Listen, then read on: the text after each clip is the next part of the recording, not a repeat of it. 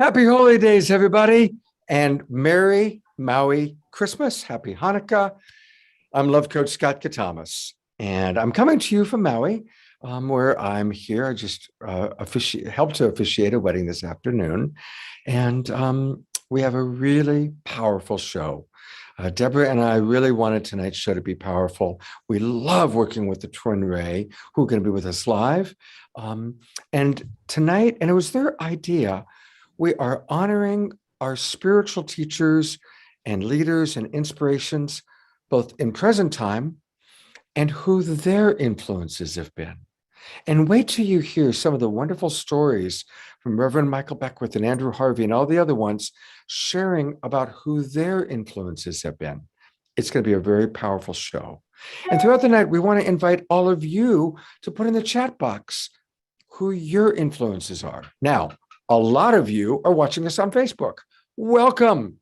Welcome, everybody watching on Unify or on Alan Steinfeld's YouTube channel or the 150 Facebook groups and pages that come to us via John Raymer and the Sign Network.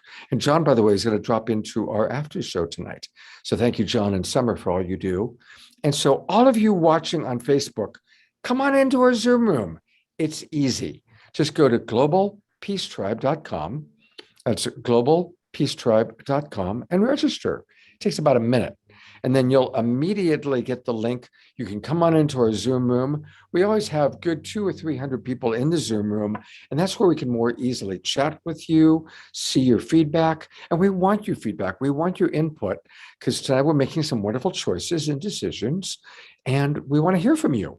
So come on in, go to globalpeacetribe.com and join us. It's going to be a great show. Some of our absolute favorite luminaries are joining us, and the TwinRay, who we love and adore.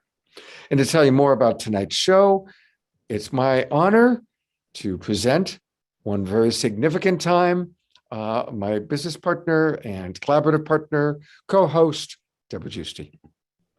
Thank you, Scott, and so wonderful to be with you all on this amazing emerging of the winter solstice. This is our 89th show that we produced every Saturday night since the lockdown, and we're going to have one more special show for you for season 7, A Glimpse of Heaven, next week. Thank you so much for your donations as you register, and all your donations on our donation portal where you can get tax deductible donations, because these are really important for us to produce the show every week. And again, tonight is going to be an amazing show celebrating winter solstice by honoring beloved spiritual teachers of past and present. So we're now in the powerful window of the winter solstice, which is a very special holy time for many of us, especially this year, with it being such a potent time on the planet for change, for challenge, for new directions, and for dynamic evolution. So we have the opportunity now to review the year that's ending, let go of previous soul contracts that are not serving now, and be open to the guidance of new beginnings and new opportunities that are available now to each one of us on so many levels. And it's especially important to look for the guidance and wisdom of those who light the way for us. So we're dedicating this show to honoring beloved teachers of the past and present. We are so lucky in this lifetime to have access to so many teachers of the past and the present, the ones that are living now here, and also the ones that are working from the higher dimensions to guide us towards the path of evolutionary awakening. So this is really, truly a blessed time to be on the planet for spiritual growth, because modern technology can actually put us in touch with so many of the major teachers that have deeply influenced the awakening of humanity. Just yesterday, I was on Facebook with the Dalai Lama, for example. How special it is to just be right there with amazing teachers like that. So this very special show, we have created and collaborated with the TwinRay Shekinah and Sananda, who Scott and I consider to be one of the greatest spiritual teachers today, and who are here strongly on mission to support the awakening of humanity. And also tonight, we're going to have other amazing luminaries who are going to share their inspirational teacher stories and share who has and influenced them on wonderful ways. And we're going to honor and give respect to these amazing spiritual teachers. And we find that the ultimate spiritual teacher, the supreme guide, is always love. So there's going to be a lot of love on this show tonight that we're going to be sharing, that we're going to be infusing, that we're going to be all connecting on. So our shows are always about love, but even more than ever, tonight is about love. So I'm so happy to present to you our speakers, presenters, musicians for tonight. So I want to start with the TwinRay Shekinah and Sananda, who are here on this planet now with the devotion of unwavering love to serve humanity. They bring forth wisdom teachings from ancient and modern spiritual science that prepare us to experience enlightenment and spiritual liberation. Welcome, Shekinah and Sananda. So wonderful to have you with us tonight. Blessings, beloved Deborah, dear Scott, and Satyen Night Alive family. It's a joy to be with you all, and it's such a really meaningful theme tonight, especially at the timing of the solstice. We're so grateful to be here with all of you and to be honoring those who have walked before, now, and in the future, because we hold spiritual teachers and spiritual teachings and having a teacher very, very high. And we do want to share a little bit about what it really means to have a spiritual teacher and how in antiquity, what that was like to have a spiritual teacher. Yes, it was absolutely sought after. One's life's purpose was really to find the right teacher, to find that teacher that resonated within, because ultimately that teacher that is teaching you to actually bring out and awaken that spirit within. And so this was always the highest, really the highest seeking of anything throughout the many different lineages, whether it's the East or the West. But with spiritual truth becoming absolute, really it was about finding that teacher that would resonate in order to bring that out and manifest that in life, in order to end the entire game of suffering, the entire worldly game of duality. And so we really want to always acknowledge the primary teacher, that's that one's true self, that one expression of love, that one expression of truth, that one expression of divinity that encapsulates all of us together. And through this beautiful show tonight, we'll also be sharing about some very important and close family that had really catalyzed our spiritual journey in such a way to be where we are today, to be teachers and have that noble responsibility, because it's really the greatest honor to be a teacher and to be in service in this way. It is the greatest honor, and it is noble indeed. It is a noble responsibility, because what we really are doing is bringing out the nobility of your soul, reminding you of no matter what you've been through, no matter what has been done to you, the nobility of your soul is untarnishable. Can never be touched. Thank you so much. And we're going to bring you back in just a moment. And I want to introduce the rest of the speakers. But thank you so much. I also want to introduce Satyen and Suzanne Raja. Satyen is widely known as the private transformational mentor, advisor, and confidant to the powerful and thoughtful and influential.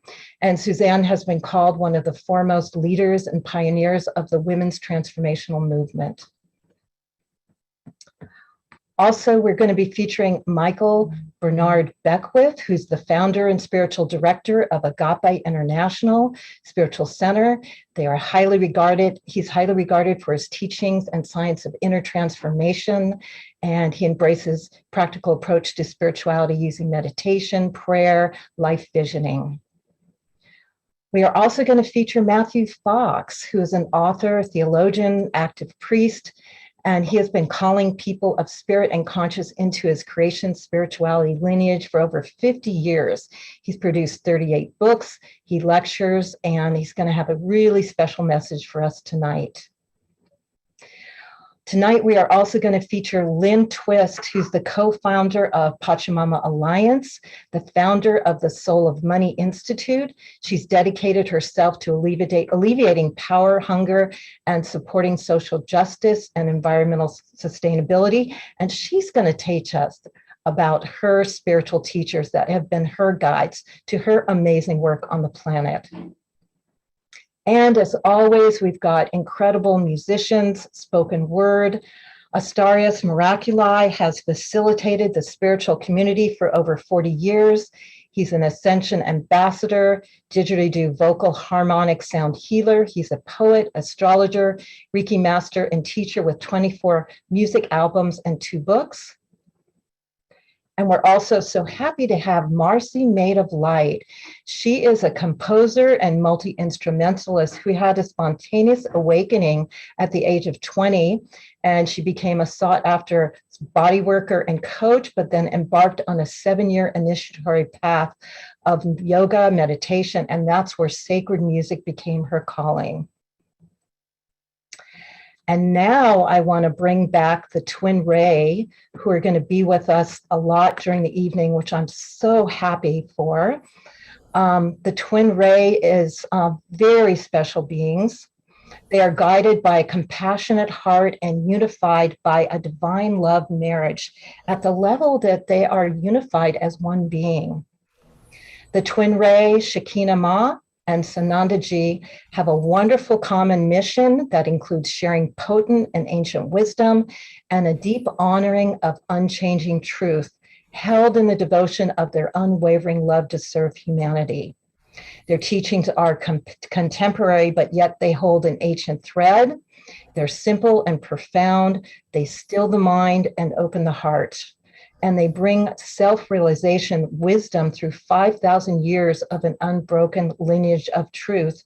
But also it's very contemporary because they are tuning in to the new paradigm teachings that are being brought through at this time. They have an amazing golden age sanctuary among the mountains of Southern Oregon, and Scott and I were blessed to experience it in August. And here's where they, through their center, they inspire a global community of mystics, yogis, healers, and community leaders into action. And they model selfless service to humanity. And as Scott and I have been sharing with you, for me, they are one of the most amazing contemporary teachers of these times. And I have studied with a lot of high-level spiritual and ascension teachers. And for me, when I hear them speak, it's a big yes in my heart and my soul. So we are so blessed to have them tonight to share their wisdom, share their teachings, and it's going to be an amazing show. So I'd love to bring them on now and have them share a little bit more about the theme of the night and what we're going to experience tonight.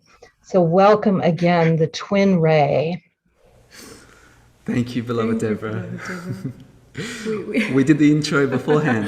We thought we were already doing that, so we'll just fall through. Really, it's so beautiful that what you've shared, and thank you so much. That was such a beautiful introduction, really heartfelt. Thank you. And really the inspiration of this show was when you and Scott came and stayed here at the sanctuary, and it was so lovely because when you shared that, it was just so touching to our hearts. We're like, yes, it was such an honoring for us, and we, as you were honoring us, we wanted to honor, those who have been so meaningful to us, and we knew that this would be a show that everyone can connect with and everyone can relate to on some level. Yeah.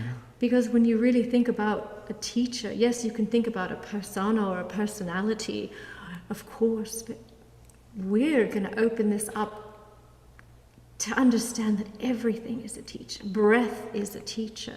Yeah. And so we are going to talk about, yes, those who have been physically present and walked, those who have been ethereal, that are very, very close to us, part of our collective, and also something as simple as a flower, the sunlight and breath. Yeah. Exactly. You know, this the simplicity of life, that everything becomes a teacher. Everything's redirecting you back to the true self, truly.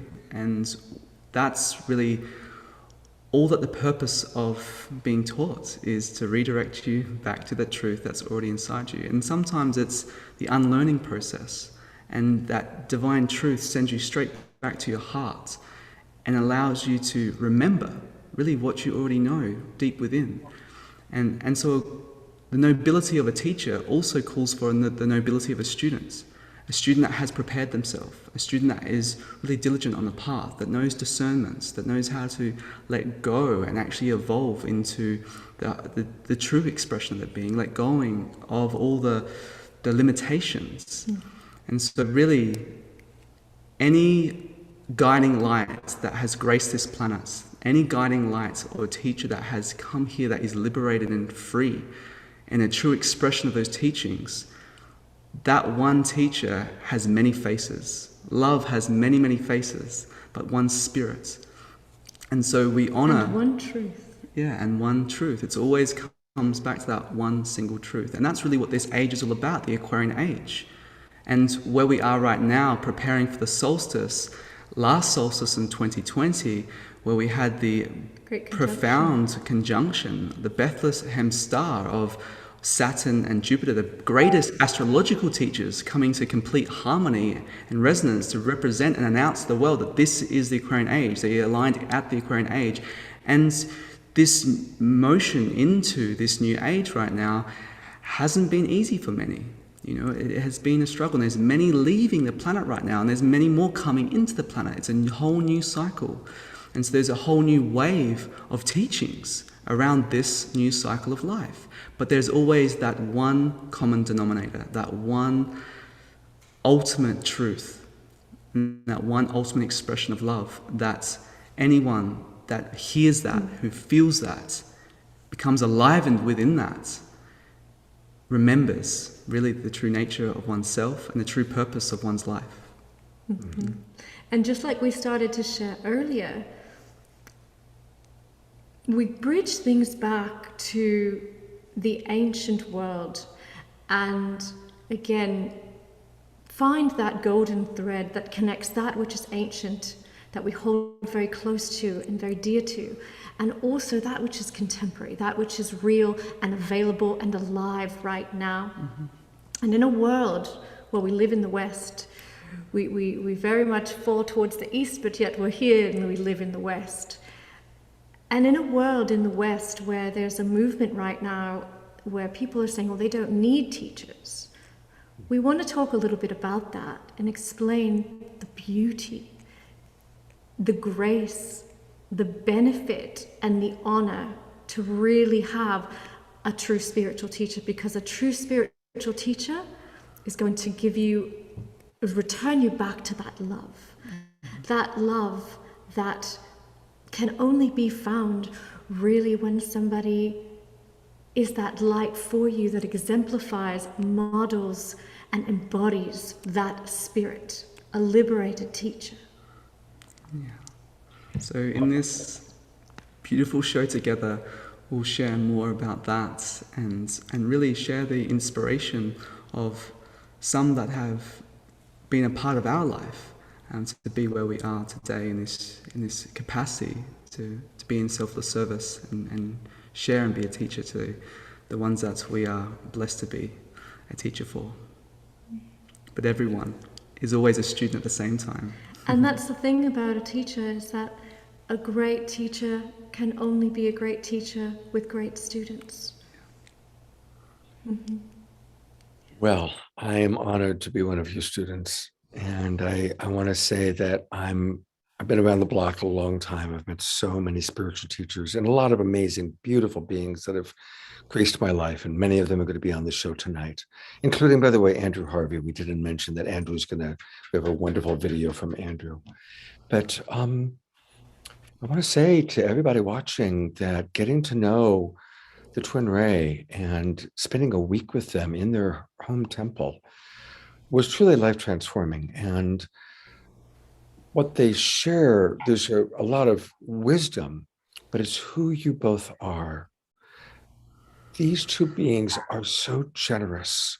They are so generous with their love. And I just appreciate how you model above and beyond all the incredible wisdom that you have, how you just model generosity, generosity of spirit, generosity of beingness, generosity of sharing your presence. So thank you. Thank you.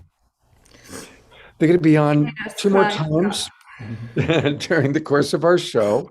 So you're going to see more of TwinRay. But I really want to ask you a little bit, if you could share with us about this very special offering that you're going to be providing, because I want to make sure everybody knows about it.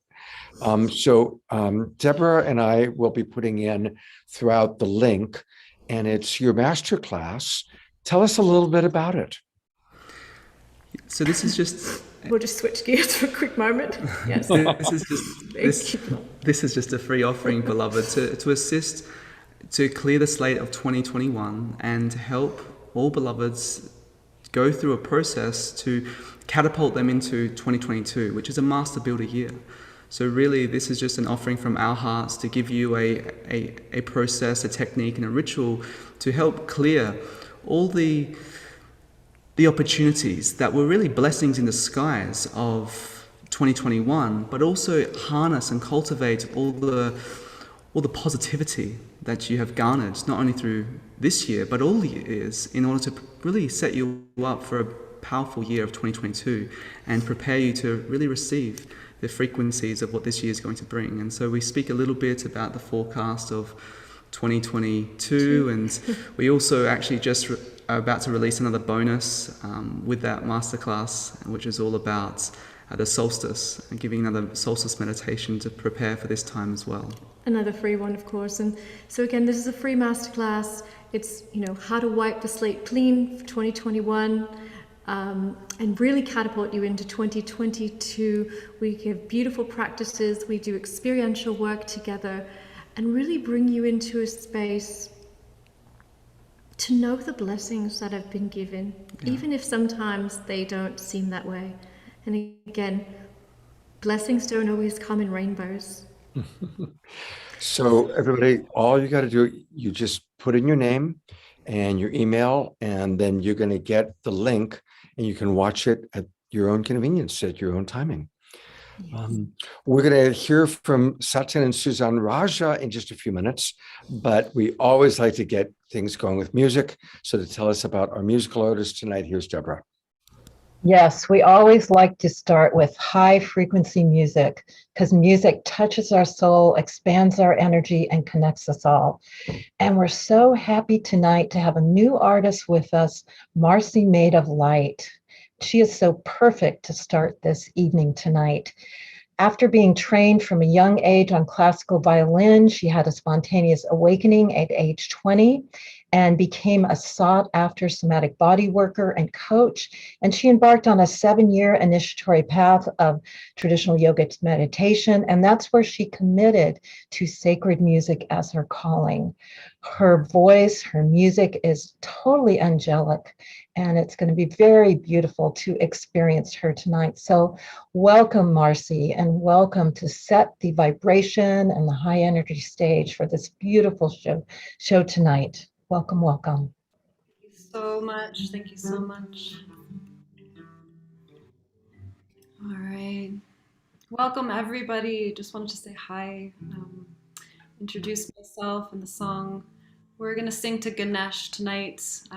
Beloved Ganesh, Guru Ganesh, Ganesh that helps us through obstacles, Ganesh that can help us overcome our challenges and even find the joy in our challenges by helping us access the doorway to our own sense of divinity, our own joy. So this song is in that frequency. It's meant to inspire and to help lift our spirits. If you feel called to sing along as well. Thank you so much for having us. I'm really happy to be here.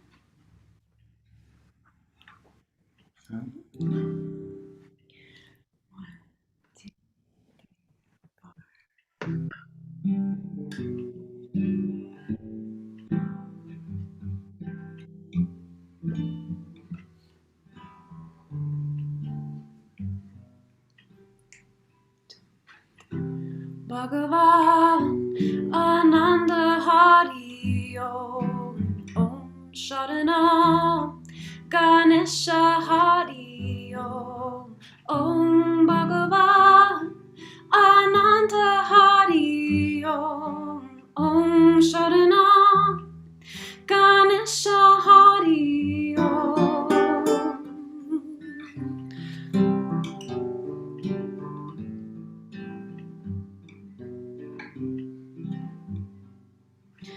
Om Bhagavan Ananda Hari Om Sharanam Ganesha Hari Om Bhagavan Ananda Hari Om Sharanam Ganesha Hari Shri Ganesha Jaya Shri Ananda Dev Jai Ganesha Deva Jai Jai Jai Shri Ganesha Jaya Shri Ananda Dev Jai Ganesha Deva Jai Jai Jai Gurudev.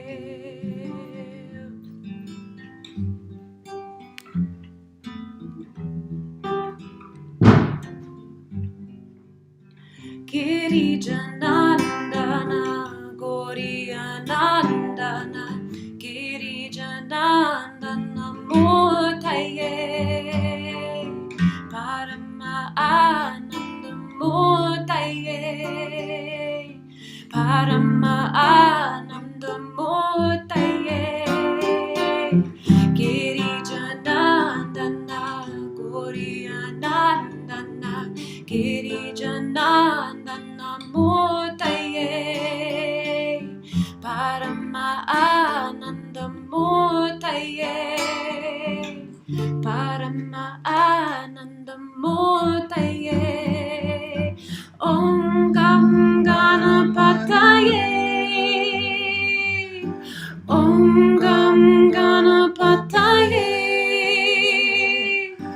Om Gam Ganapataye Namo Namah Namo Namah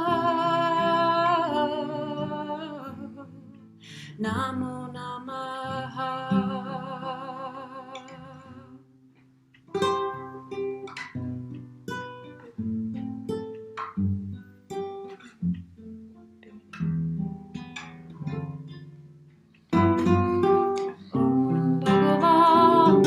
Ananda Hari Om Sharanam Ganesha Hari Om Bhagavan Ananda Hari Om Sharanam Ganesha Hari Om Shri Ganesha Jaya Shri Ananda Dev Jai Ganesha Deva Jai Jai Jai Shri Ganesha Jaya Shri Ananda Dev Jai Ganesha Deva Jai Jai Jai Gurudev Jai Jai Jai Gurudev Jai Jai Jai Gurudev Jai Jai Jai Gurudev.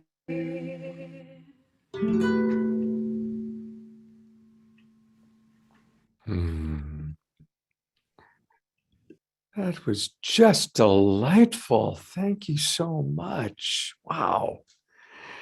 It's always such a joy when new musical artists come into our world and that we just feel that incredible, beautiful vibration. I personally love Ganesha. And Marcy's going to play 2 more songs for us tonight throughout the show. But Marcy, I do want, since you're new, I want to kind of introduce you a little bit more to our Global Peace Tribe here. And so tell us about this. You just completed this album, Into the Light. So tell us a little bit about it, please. Yeah, sure. This is my first album, and it's really inspired, first of all, by my own personal meditation practice and deep relationships that I have with these deities. It was really a seva for me, and really an offering.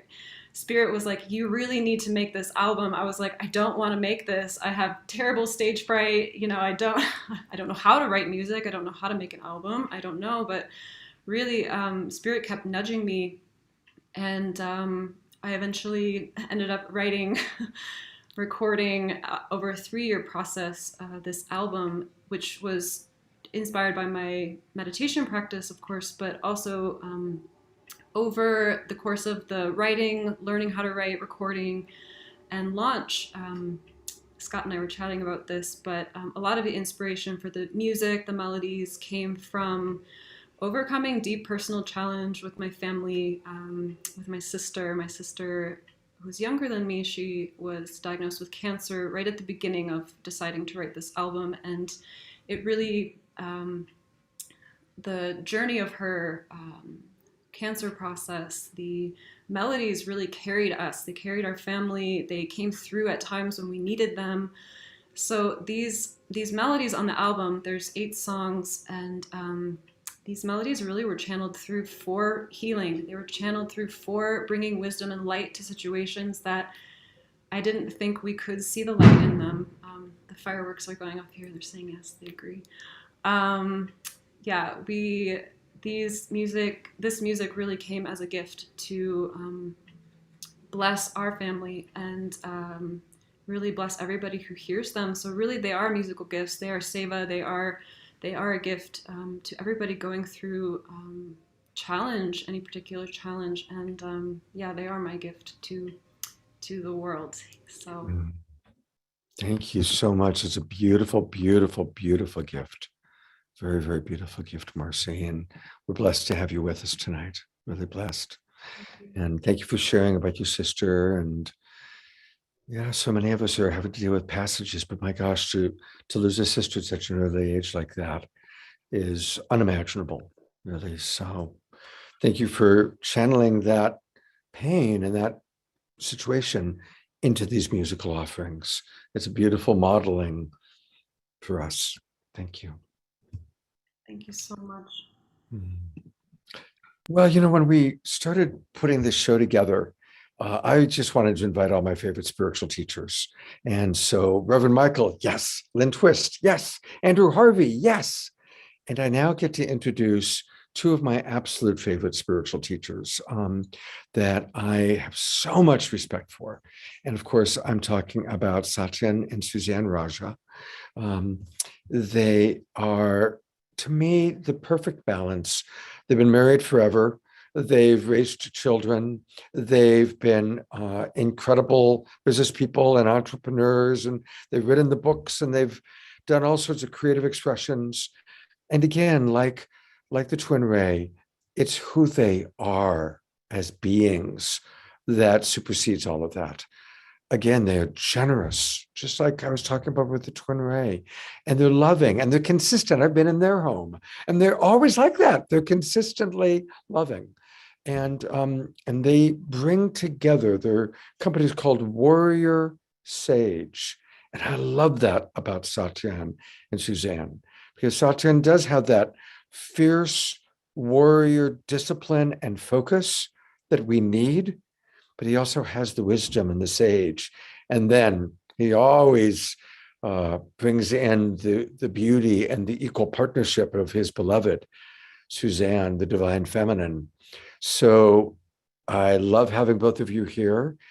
And again, kind of tonight, we're sharing who our influences have been. So I'm eager to hear who have been some of your spiritual influences and how have they impacted you? Well, first of all, it's always a blessing, Brother Scott, and you and Deborah and all the team who put this together in week after week after week for the upliftment of all beings. You just do this so fully. I want to honor and acknowledge that, and ask all of our brothers and sisters to acknowledge all of you and your team for this tremendous offering, because you're transmitting what I believe is the heart of what's needed right now, which is wisdom in all its forms. You've been doing it for you've been doing it for decades, since a young man, but in this form, for I know close to 2 years, maybe even beyond. And what you're injecting is the essence of what Suzanne and I feel is the most important thing on this for us individually and as a society collectively, is embodying wisdom as the heart of all decision making. Our leadership is sorely lacking wisdom. They're coming from motives other than wisdom. And we know this. We can feel it. And we can correct this, realign, by making wisdom the core of our search. Not attainment, not more stuff, not more metaphysical stuff, not more material stuff, but really, there was a time when aiming for wisdom, being wiser, was the highest pinnacle of life. And now we put monks in TV commercials and make them seem hilarious and stupid, and we've made it not cool. It's tough. But the thing about wisdom, it's eternal and always cool. It's the coolest thing around. It's the most sexiest thing because it's true. It's the most penetrating because it's real. And it's the most lasting because it's eternal. And this is our nature. And so I welcome all of us right now to come into our highest alignment, because we already have a natural tuning for it. Everyone knows this. We all are reminders of it in our own unique way. And I believe this is the time to surrender as much as we can the reins of control to the tuning fork that's already within, which is wisdom itself.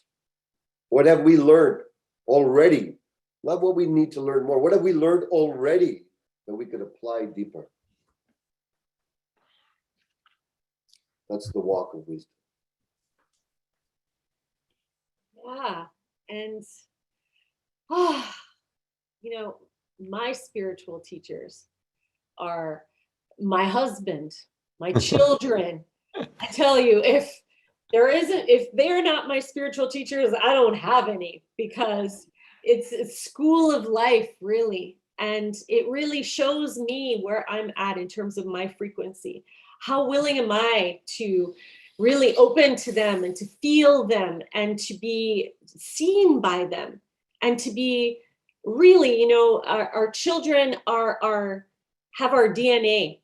And so they are keenly able to activate the parts of us that, no one else knows, no one else can see, no one else knows about that, right? I can see others just going, yeah, we recognize that. And it's just, how far have we traveled spiritually when in your face, they're like, what, people pay you for this? Look you in the face and say that. And you're like, yeah, but I do so much. It's a call to rise. It's a call to rise. And really, for me, anyone in my sphere is my spiritual teacher. My community is my spiritual teacher. My neighbor next door that I don't know yet is my spiritual teacher. Each and every being that I encounter, if that is not my spiritual teacher, then I need to wake up.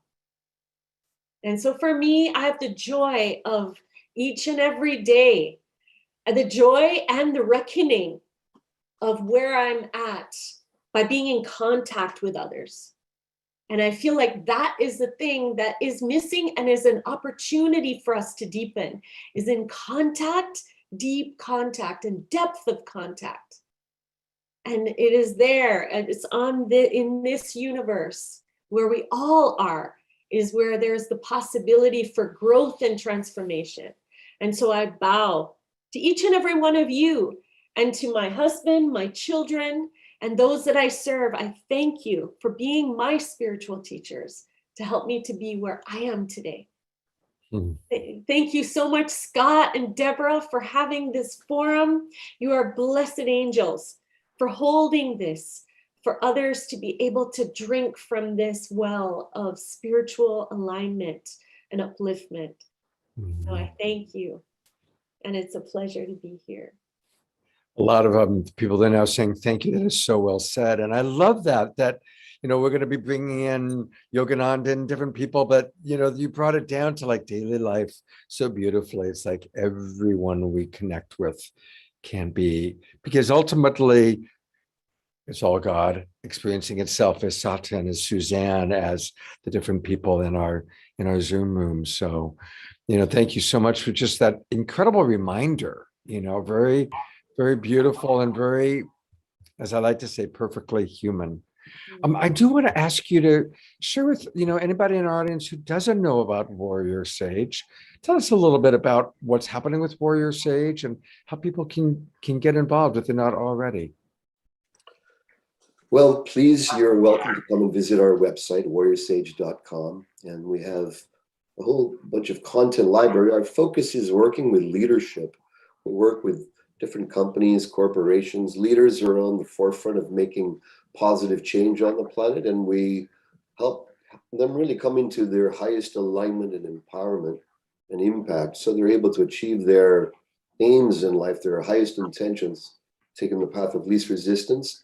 So please take a look around. There's many shares and experiences from many great leaders, many great expressions of wisdom, and a lot of wisdom from many amazing people to drink from. So please come and visit anytime you'd like. Beautiful. Well, thank you both so much for taking some time out. I know you're in the midst of something very special today. So thank you for taking time out to be with us. I love you both so very, very much. Oh, we love you too. Love you. God blessings. Thank you so much, you too. Bye. Bye, Deborah. Bye. Hi. Bye, y'all. And Astarius, I love you. You don't know me, but I'm Astarius, blown away Miraculi. by you. I've been like In listening the to your house. stuff in the background. It's blowing me away for like a long time. Thank you, sir. Oh, that's very cool.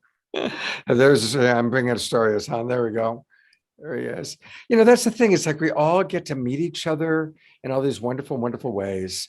And some of us have known each other for decades, and some of us meet for the first time through Saturday Night Alive. So, well, we love our wisdom jewels. And to introduce tonight's wisdom jewels, here's Deborah. Thank you, Scott. And I want to echo what they just said, that a lot of my great spiritual teachers are my cohorts. And I want to honor Jan Kaplan and Jay Mayer, who have been our partners on the show. And they create the incredible wisdom jewels every single week. And they are brilliant at what they come and what they create every week and what they bring to us. So I want to honor them for being my spiritual teachers with the wisdom jewels every single week, and incredible ways that you bring through the creativity and all that you create with that, as well as helping us with all the shows that you've helped us with over the years. They've been here since pretty much the very beginning, right by our side. So I want to honor you so much for being such a big part of this continuing in so many ways, with 89 shows as of tonight. So thank you. And they've done an incredible job this time. We asked them to do a very special one this time. And so we're going to be blessed by the wisdom jewels that honor our spiritual teachers of past and present. And this particular one is going to be a little bit longer than usual, because we're going to see a lot of images, video of some of our most favorite spiritual teachers. So kick back and enjoy. And again, thank you, Jay and Jan, for creating this.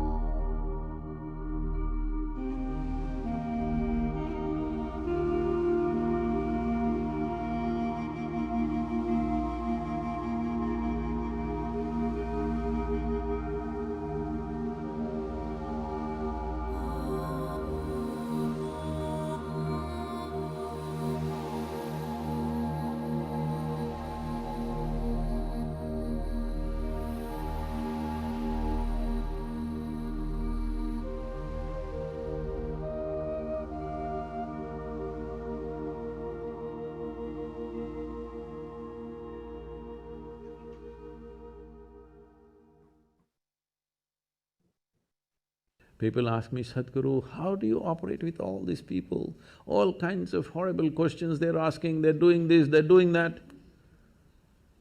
I said, my life is not about them, it's about me. It's about how I am. It's about me. It doesn't matter how they are, that's their choice. But how I am is my choice. This is my way. No matter what they do, I'm like this. Because I have not given that freedom to anybody, that somebody can freak me, somebody can make me angry, somebody can make me happy, somebody can make me unhappy. These privileges I kept to myself.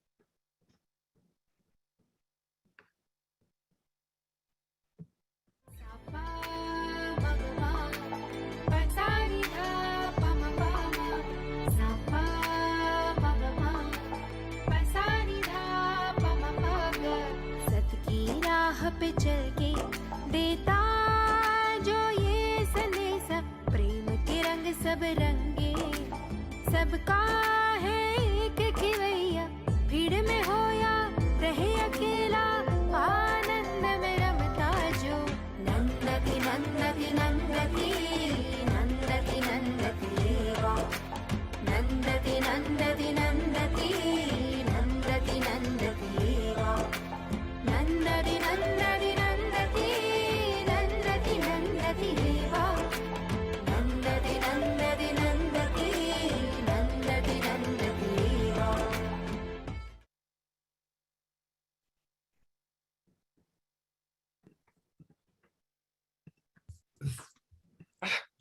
That was wonderful, wasn't it? I'd love to invite all of our Zoom room guests to put into the chat box which of the teachers you just saw that Jay and Jan presented that have impacted you. I bet a lot of you love Amachi, certainly the Beatles, Satguru. So definitely put in, I'm seeing Jesus. And we really want to hear from all of you. I mentioned this at the start of the show, but we want to know who are the spiritual teachers that have influenced you and perhaps how, what are the ways they have impacted you? We want to know those things. And again, I'm going to bring Jay and Jen up just for a minute because they do so much. And thank you, Jay. Thank you, Jan, for putting that together. And tonight's after show, we're going to show some longer segments. We have a wonderful sequence with Andrew Harvey and several other teachers. So that's going to be the after shows, hearing from all of you who your spiritual teachers are, and then watching some additional videos. So thank you, you guys. Really great work. Really, really wonderful. And I'll just kind of read for anybody in Facebook, some of the ones that are coming in. Wayne Dyer, Jesus, Rabbi Joseph Gelberman, St. Francis of Assisi. Somebody wrote Jay and Jan. There you go, spiritual teachers. Amma, TwinRay, absolutely. Sadhguru, Master Jesus, Baba Muktananda. And it's flying in so fast, I can't keep up with everybody now. But please keep putting it in there. So Deborah and I are really excited because we are moving forward and we are moving our show forward. I'm going to bring Deborah on with me. And we want to share with you a little bit about where things are going in our future. We went in depth in our early Zoom room show. So a lot of you already know, so we're not going to repeat all of that. But we do want to encourage you to continue to please support us, to support the Global Peace Tribe. And there's wonderful ways to do that. While we kind of talk, I'm going to put up right there our little supportgpt.com way that you can support us. And just take your camera and go towards it and boom, it brings up how you can donate. And it is tax deductible. This will take you to a tax deductible place. And Deborah, anything you want to share? just that this is really important for the continuation, because your love and your participation on the show is great, but your green love really gives us the juju to continue forward. So your tax deductible donations for this year are really, really important for us to lay the foundation of continuing in so many wonderful ways in 2022. So this month has been the campaign to support the Global Peace Tribe. So we have the foundation, the solid foundation to go forward and produce shows every week and produce our special events. And we have all kinds of other incredible ideas, especially reaching out to all people around the world that are wanting this kind of love and light. So we want to have the juju, the green juju, to be able to reach them and bring them in and give them this love and light and inspiration to see this challenging time as an awakening time, because that's what we really stand for, that we are here to create the new world together. So your green love today, and especially this month, is going to help us do that. And you can always get the donation in our newsletters, and we're putting it on all the links here now. So thank you so much for your green love. Thank you. And I am so excited to share with you what we're going to be doing in the winter season. You know, this is next week is our last episode. We've been doing Saturday Night Live in a quarterly basis. And so we are going to start a wonderful new winter season with a new name. We are calling it The Awakening World. And the awakening world is what's really happening. And we acknowledge that it is a difficult time. It's a challenging time. Birth is messy, and we are in a rebirth. This is it. This is the time that we all have been preparing for in our lives. We are going to experience an incredible transformation that's already begun. And that's why we're so blessed to have people like the TwinRay who are helping to guide us. And that's why Deborah and I have been so dedicated to bringing to all of you what's really happening. So the awakening world is going to be what we're calling our show. And we're actually going to dedicate each weekend to a topic. I'll continue to do my Friday night show, but we're going to also call that the Awakening World Friday night edition. And Trish will still co-host with me. And then the Saturday night edition of the Awakening World, every week I will have a different co-host while Deborah takes a hiatus. And my co-hosts are going to include some of your absolute favorites: Kristen Hoffman, Larissa Stowe, Eden Amadora, Andrew Harvey is going to co-host with me. So we're very, very excited about that. And every weekend we'll take a topic and we'll go in depth. We'll talk about it with some really wise people on Friday night. We'll do a Saturday night inspirational variety show, similar to Saturday Night Live, with music and magic and presenters. A little bit more tight, a little bit more interactive. And then I'll still continue to have my Sacred Sunday show to kind of wrap up that particular theme, that particular topic. And we want to hear from you what topics you want to hear. What are the themes you want? Of course, we're going to continue to do what we've done before: relationships, the environment, spiritual awakening and ascension, UFO, and our galactic family. And if there's other topics that you want to hear or other speakers you want to see, put in, like I see right now, somebody put in Zach Bush. TJ Woodward, who was on my show last night, just did a show with Zach, and he's talking to Zach about coming in and working with us. Charles Eisenstein's been on our show a few times. He'll be on again, I'm sure. And so definitely put in the chat box who you want to see, and please continue to support us. And Deborah is going to put in the chat box right now how you can register for our winter season, the winter season of the Awakening World, where we all are going to collaborate and support each other. And what we started as Saturday Night Live has grown into the Global Peace Tribe, and the Global Peace Tribe is bringing you Saturday Night Live shows, The Awakening World, and many other shows. And we will continue to grow with special events. Deborah is designing some really fun and wonderful special events with some of your favorite teachers and presenters, as we've already done. So welcome, everybody. It's an exciting time. It's a time of change and growth, and we're really blessed to be bringing that to you. And now to present our next wonderful presenter. here. Oh no, we're actually going to see a video of Lynne Twist. We had Lynne on the show a few weeks ago, but when we were talking to her, we also asked her about her spiritual teachers, and she gave us a great little video soundbite, which we'll play. But to tell you a little bit more about Lynne, here's Deborah. Yes, thank you, everyone. And just letting you know, for Awakening World, I totally support it. I won't be on the shows as much, but I am totally supporting growing the Global Peace Tribe to come out in a really stronger way. And I want to honor now Lynne Twist being with us. As you know her from Pachamama Alliance, and she has been an incredible light worker working with Teresa and many other people, Mother Teresa. And we asked her to please share who are her spiritual guides, because she is such a powerful woman on the planet. And this is the very special transmission that she gave to us for this night. Lynne, thank you so much for joining us. And tonight we're looking at the influences of wisdom keepers and spiritual teachers from the past and how they've impacted the people that we look to today. And you're certainly someone that I've personally looked to. You've inspired me for years with Pachamama Foundation and way back when I learned how to do Awakening the Dreamer. And I'm curious, we all are curious, who have been some of your influences?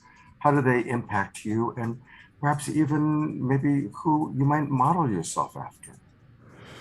Well, my greatest teachers, I've been so fortunate to have the opportunity to work with some incredible people, or to be around some incredible people. And I'll start with Buckminster Fuller. Buckminster Fuller was a seminal teacher for me. And everything that I talk about that has to do with sufficiency and scarcity, which is one of the messages that I speak about very frequently and is also part of my book, The Soul of Money, really comes directly from Buckminster Fuller, from Bucky, who lived in the 20th century and got into his 80s and was called the grandfather of the future. And Bucky was such a role model for me, because when he was 27 years old, he contemplated taking his own life. He considered himself a failure. He hadn't really provided well for his family. He had lost one of his children to a very tragic death. And he considered himself a throwaway human being. And rather than taking his life, he decided, well, if I'm a throwaway human being, maybe I can take this ordinary person, this life, and dedicated to see if one ordinary human being can make a difference, one little individual can make a difference that impacts all of humanity. And so from that moment on, rather than choosing to die, he chose to live what I call a committed life. And out of that, Bucky invented the geodesic dome. He invented an electric car in 1949. He predicted and prophesied much of what's happening today. And he was an extraordinary human being.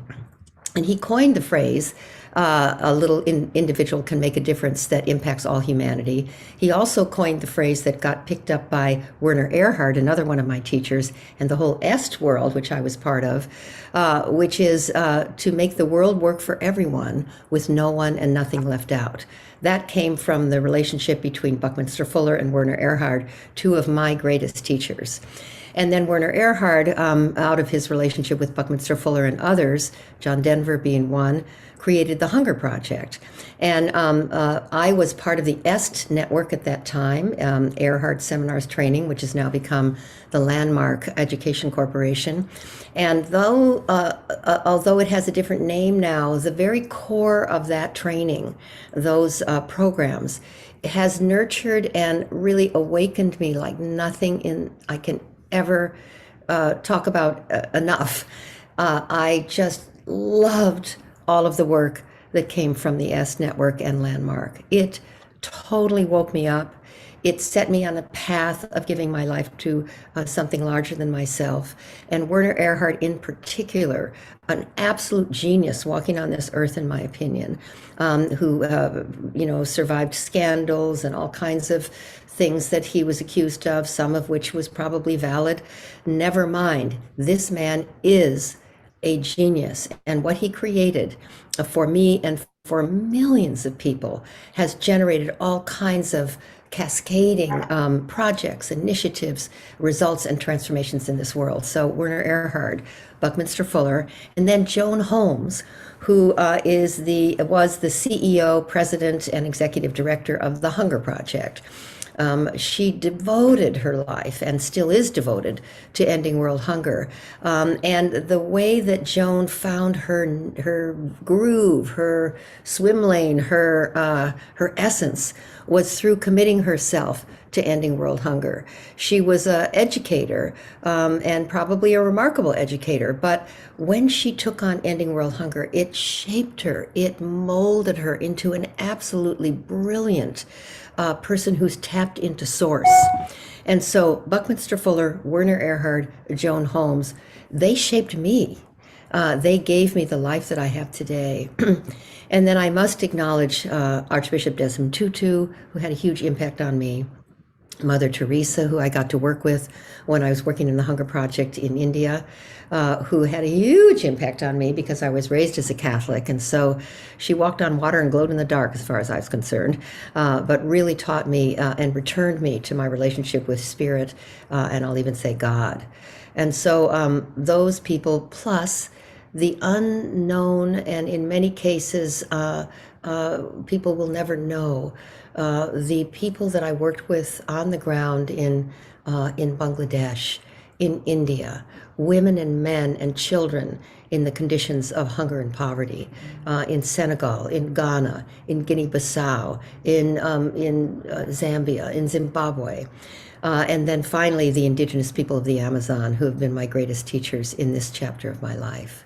So those are some of my heroes and sheroes that shaped me, that molded me, that contributed to me, that made me into someone who could really make a difference. Mm. Isn't it interesting to hear the people Thank you so much for sharing all of that. Oh. And I did not know that. It's so interesting to hear from people that I respect and honor who their influences are. And of course, we're going to hear from several more tonight. I get to turn it back over to our wonderful collaborators for tonight's show, who I don't want to gush too much, but I really am so grateful for their presence in my life and their presence in our world. And already so many people have been touched by them. I was at a wedding this afternoon. That's why I'm here in Maui, to support a couple that I've worked with for years that got married this afternoon.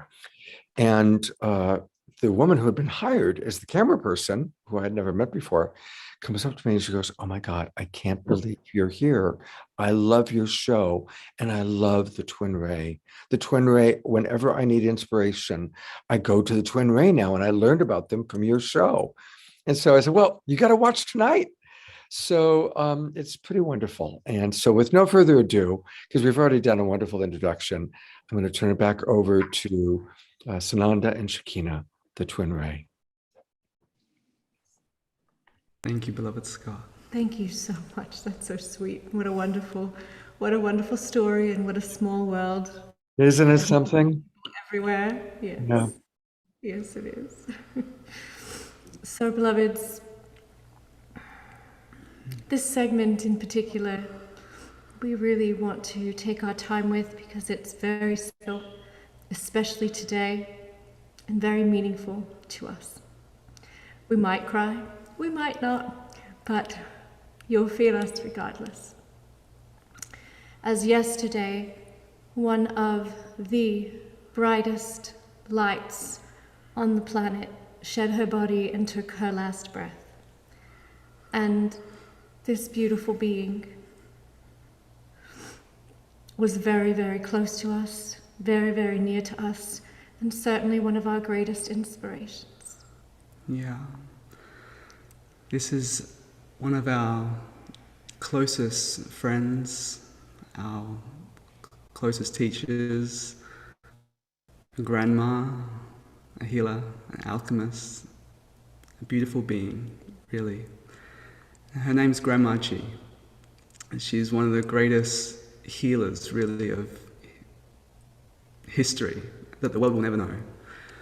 She dedicated her life to healing. She dedicated her life to the divine sciences.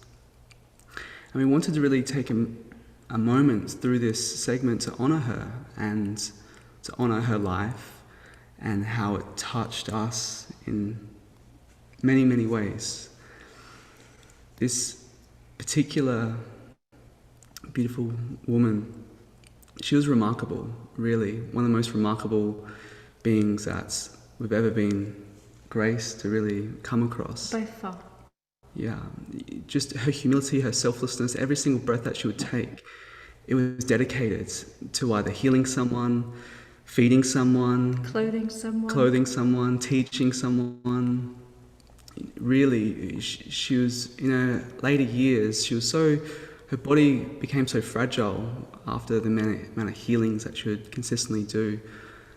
She was able to heal cancer just with a literal click of her fingers. She was amazing in that respect. She healed thousands and thousands of people. Like literally, she would have lines out of her door with people that with all sorts of illnesses, but cancer was her specialty. And she was able to pull that out of people in mere hours, if not days. And when I first met her, just to share a little bit of a story, about a decade ago, or thereabouts, the day before I met her, a being appeared to me and said, I'm going to be bringing someone to you. And this being... Someone that you already know quite well, but just not in this lifetime. And I didn't even know really who this being was that was communicating to me. It's the first time in this life I had actually received that communication. And that being turned out to be Babaji. And I had no idea who Babaji was at the time, but he had visited me and said that I'm bringing you to someone special. And then I ended up on the doorstep of Grandmaji, and she looked at me. She took one look at me and smiled. She said, nice to see you again. And we get to start all over in this life again. And I was really captivated by this woman in so many ways. Just really, didn't matter if you were a homeless person on the streets, or whether you were a dignitary or a world leader, or royalty, or anything. She would treat everyone exactly the same. And she would speak to everyone exactly the same, and she could see right through every single person. Yeah, in fact, she would actually feel more sorry for people that would cling on to the higher titles and feel like life's purpose was about actually acquiring titles or acquiring status. She would feel really sorry for people like that, and she would really know that they would have to unlearn all that to become humble in the face of spirit. But really, with every breath, even when her body was ailed, she would still be filling her entire truck with blankets so she could drive around and deliver blankets. We would drive her around. We would drive her around and to deliver blankets to the homeless people. And make little packets with her and these little care packets that she would call. We'd go to the dime store and buy all these different... Everything. Anything that you could possibly imagine that someone would need that couldn't take care of themselves would be in that packet that we would purchase for her. Yeah, would create these, and she was so resourceful like that. She was extremely resourceful. Everything that she saw, she could see how she could utilize that in order to serve someone and to help someone. Really, her life was in such selfless service. And she has so many phenomenal stories. There's this one story. She was invited. She was just a regular householder. She never wanted to be on the world stage at all. Well, she had everyone, really, so many people who heard about her, wanting to write about her, wanting to publicize her, and she didn't want a bar of that. She didn't want anything to have to do with that at all. Yeah, she was really didn't want to be in this world, but wanted nothing to do with the world in that sense. But share this beautiful story. So there's one time, she came into this profound gift. She had always this clairvoyance and this mediumship and this psychic ability to really just see through someone and read incredibly their entire life stream. She had that gift, but there was this one moment when she met someone that was able to heal her of a cancer that she had, but he was sworn to secrecy, and she wasn't able to learn. She's like, I want to learn this. This can save the world. This can really save the world. And she's like, I can't. And this was someone that was a high elder of a specific indigenous tribe, and he was by 5 years old taken to the caves and basically became the main healer for all the tribes, all 13 tribes at that time. He was a Lakota elder, and he was sworn to secrecy and wasn't able to share this science with her. And so in her frustration, she yelled and screamed at God, she said. And she said, why would you give someone this incredible ability but not allow them to share this gift with the world? And that evening, she was instantly transformed. She was touched by this potent light, this incredible master actually that came to her. And within 2 months, she became this profound, world-renowned healer. Even though she didn't want to be known, she became known, and she was invited to be basically healer of different places around the world. And there's this one location that she was invited to go to, which was Brazil, and she was asked to give a teaching in front of 1,000 people, and of indigenous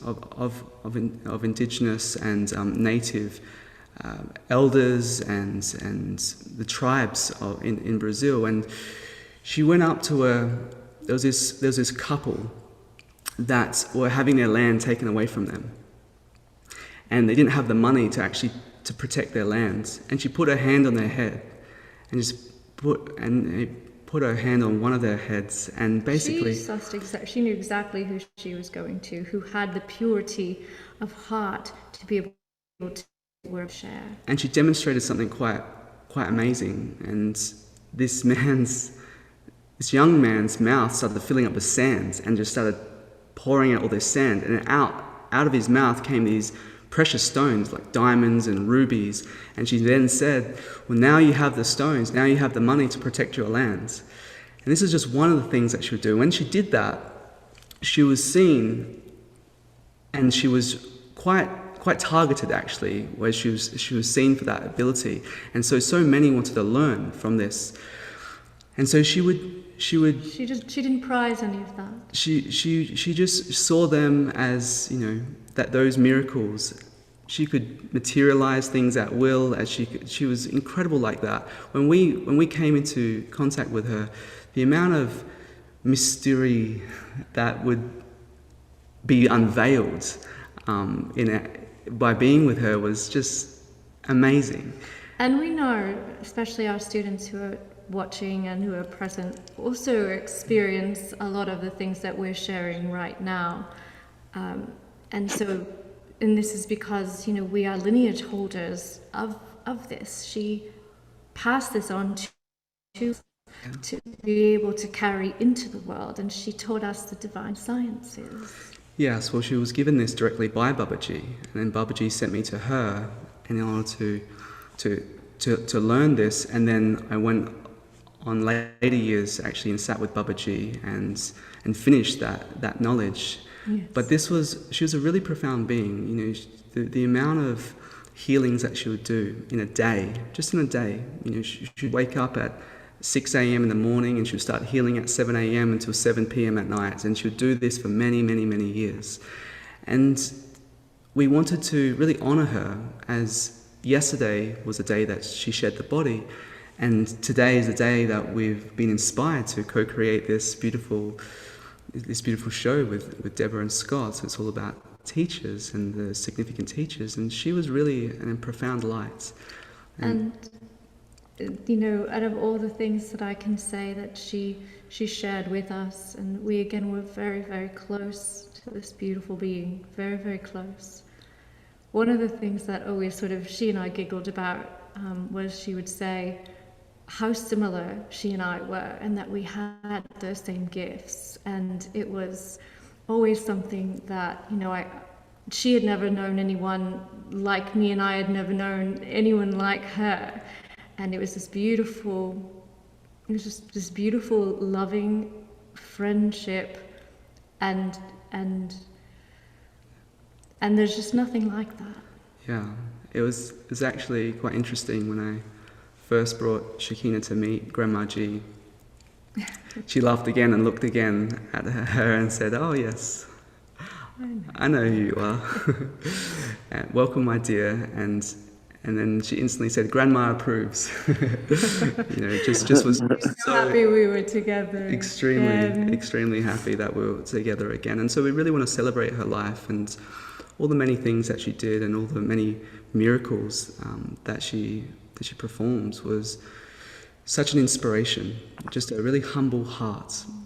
And in fact, one of our greatest honors was really to help escort her yesterday as we were helping her, go through the veils of higher dimensions. We've been helping her go through the veils for the last,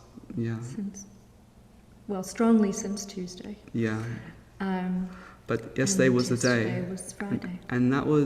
And she was someone, she had two sides to her. She had this incredible yogic wisdom, sage-like presence, but also she had this ancient grandmother. In fact, she was given the hide, the skin of the white buffalo. She was honored as the wisdom holder of the white buffalo, to hold all the 13 tribes together and met the 13 medicines of the tribe. And so she was someone that held the walking stick, and it's our great honor that we've been blessed in our life to carry that tradition forward. That's what she asked us to do. That was her request, to carry that forth. And well before she passed, she asked us to do this, and of course she knew we were already doing this, but now even more. And she's a great master that has other bodies as well. So she's dropped one body, but she'll jump into another one. She'll jump into another body. So, really, that's part of the science. That's part of the science, and that's one thing that we really feel inspired to share with our community, how to properly inhabit the world in such a conscious way. Yes, absolutely. Mm-hmm. Be honored to have you. Yeah. Somebody needs to mute. One of our panelists needs to mute. Just a reminder. It's actually Scotty, if you want to mute him. He's muted now. Okay, great. Thank you so much, Debbie. It's so beautiful. First of all, you're sharing the kind of the personal level of it. And it's poignant because so many of us are have had to deal with death, or having to deal with death. So many that have passed. And again, you're just doing such a beautiful job of, as you share, just we can feel all your love and appreciation for this incredible spiritual teacher, and how remarkable that she made her exit just before you do this show that we had decided to do months ago on our beloved spiritual teachers. Isn't that something? Yeah. We knew she was doing this. Yeah. We knew on Tuesday that this was happening, that this would be on Friday. And when she left, the body, it's so amazing that she didn't have a wrinkle on her face. She didn't have a wrinkle on her face. She was about 70 odd years old, and she didn't have a wrinkle on her face. She had wrinkles, but then they went away because this is what happens in a conscious death. The body is filled with light. The body is filled with light. And moves through. So it was such a miracle just in her passing as well. And that was such a beautiful teaching for her family as well. Yeah. That, very normal sort of family members to watch this incredible being exit the vessel, exit the flesh. And so we honor so deeply. There's so much to be said about this beautiful being, and what's even more so is that she represents all spiritual teachers. She represents all hearts. She represents what love is at its truest, most genuine, most authentic, most unmasked form. Her every breath was that of love. Every thought was that of love. And that is the merit of a true spiritual teacher. And saint. She was a saint. Yeah. She is. You are clearly going to carry on her lineage in many wonderful ways. And I'm really excited about what's going to happen next, because we are going to see Shekinah's miracle video. I'm going to have Shekinah tell the story about it for a moment. But I just want to add, when Deborah and I visited them for a week in August, they do so much. There are all these incredible major paintings that would take years, you would think, to make. And Sananda's like, oh yeah, well, I did those. I did those. And all these, every room was like perfectly decorated with all these designer everything. And Shekinah was like, oh, well, yeah, I created that. And so they are multidimensional beings operating on multidimensional levels, including Shekinah's beautiful voice. So Shekinah, we're about to play your miracle video. And as we play it, I know that we talked about all of us thinking of the people we've lost, that we still love, feel connected to. But I'd like to ask you to share just a little bit about the remarkable story of Shekinah's miracle video. Yes, beloved Scott, I'm happy to do that. So, just take a quick breath. Okay. So, last year around this exact time, it was the eclipse solstice time.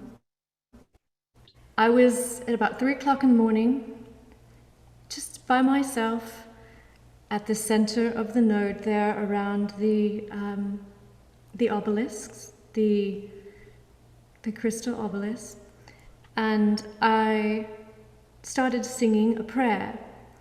And right before I started singing it, my telephone, which was on the other side of the room, started recording. So it started recording my voice singing a cappella just by myself in this beautiful temple space on a very auspicious time and transformative period into the Aquarian age, sort of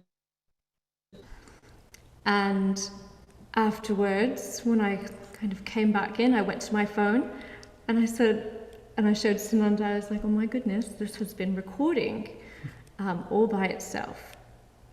And I knew then that it was something that had a transmission with it. It was something that was going to be shared at the right time. And it feels like it's the right time now to go ahead and honor all beloved spiritual teachers, all who have passed, all who have given their last breaths in service to the divine within the eternal spark of all life. And this is the Ana Beckwith. And would you like to share a little bit about the Ana Beckwith, my love? Yes, it's a Hebrew prayer. It's not normally done by singing it, so it's quite special in that. I like to put music. Yes, sung to prayer. And this is the 48 names of gods. It's a specific formula in the Hebrew dialect of expressing the 48 names of God in order to produce miracles. That's why it's called the miracle prayer, the Anabakora. And we want to offer this to all beloved teachers, all, and especially Grandmachi, and also all that are transitioning in this time. There's many that are transitioning. They've been trailblazers for the past age and to really set the stage for this Aquarian time. Yes. And there's many that are transitioning and they're assisting on the other sides. And we want to really honor this and offer this honor to all of them.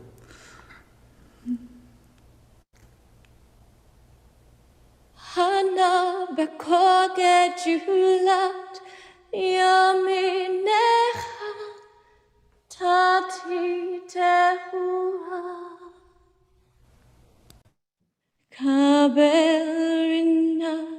tamcha sabenu darenu noa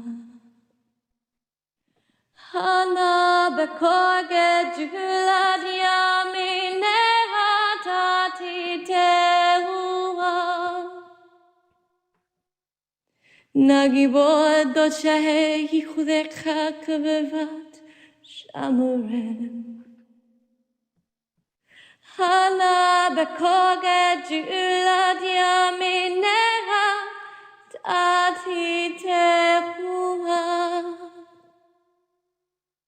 בכם תחלם רחמי זרקתך תמיד גמלם. הנה בכוגד ג'ולת ימיניה תתיתיה.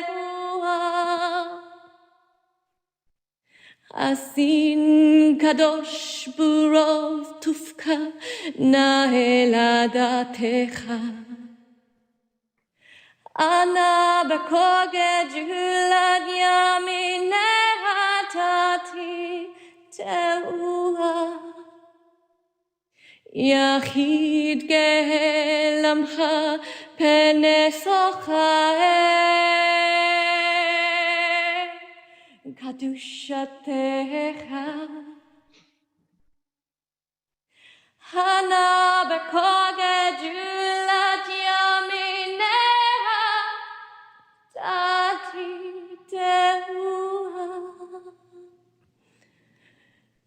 שווינו קבל ושמע שרקתנו יודעת עלומו.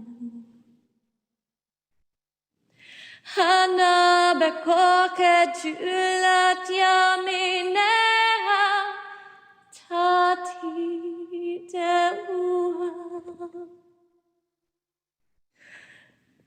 ברוך השם כבוד מלכותו לעולם ועד.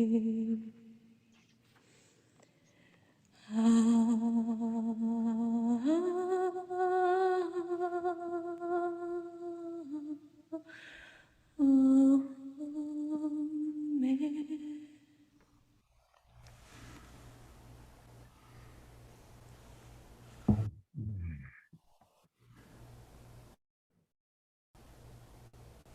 So much for an incredible transmission. I mean, let's all just take a moment of silence and breath as we feel that vibration of love, that vibration of passion, as we remember our beloveds that are on the other side.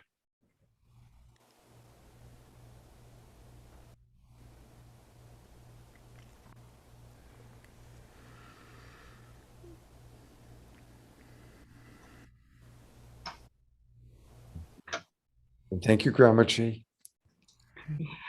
All right. The TwinRay will be back a little bit later on in the show. And here's Deborah. So beautiful. Thank you so much, TwinRay, for bringing us to that deep heart share, honoring your beloved teacher and allowing us to honor all our beloved teachers that have passed or are passing. Very beautiful. Mm-hmm.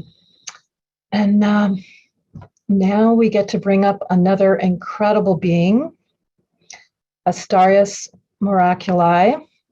He is many, many things.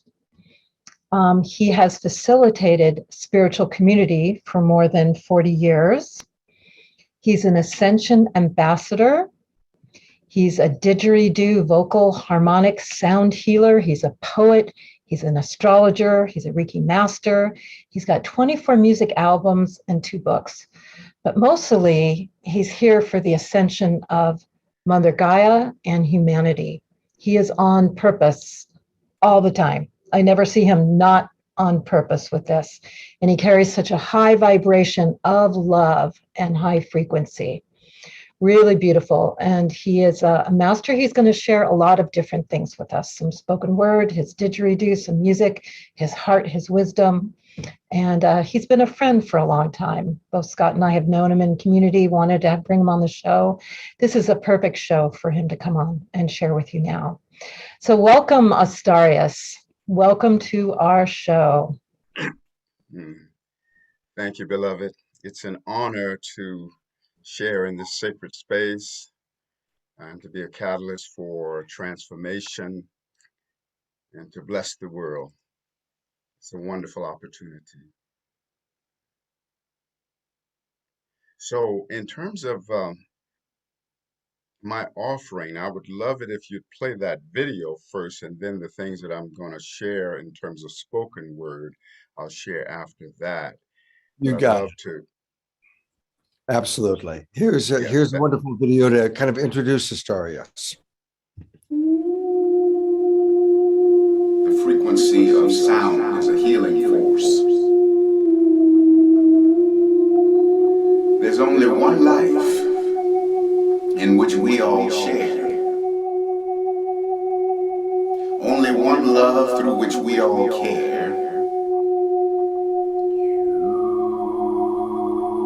Only one being in all that we're seeing, a slumbering giant, is what we are freeing.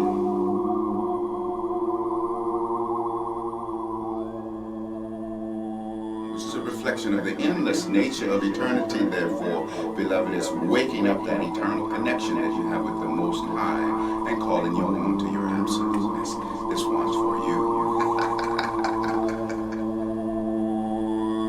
The wise one's wisdom is the blind one's sight.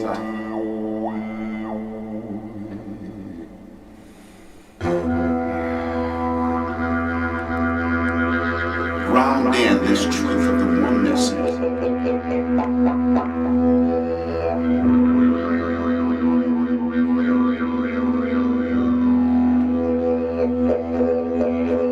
Anything to be known about the whole universe can be found within any one of us.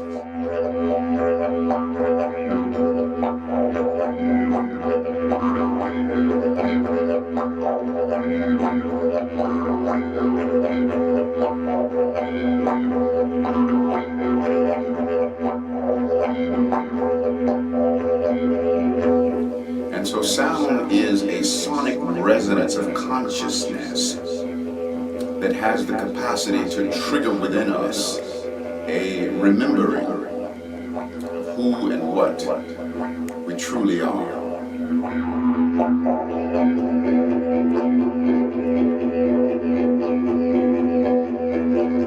Ground in this truth of the oneness, of the wholeness that we all are.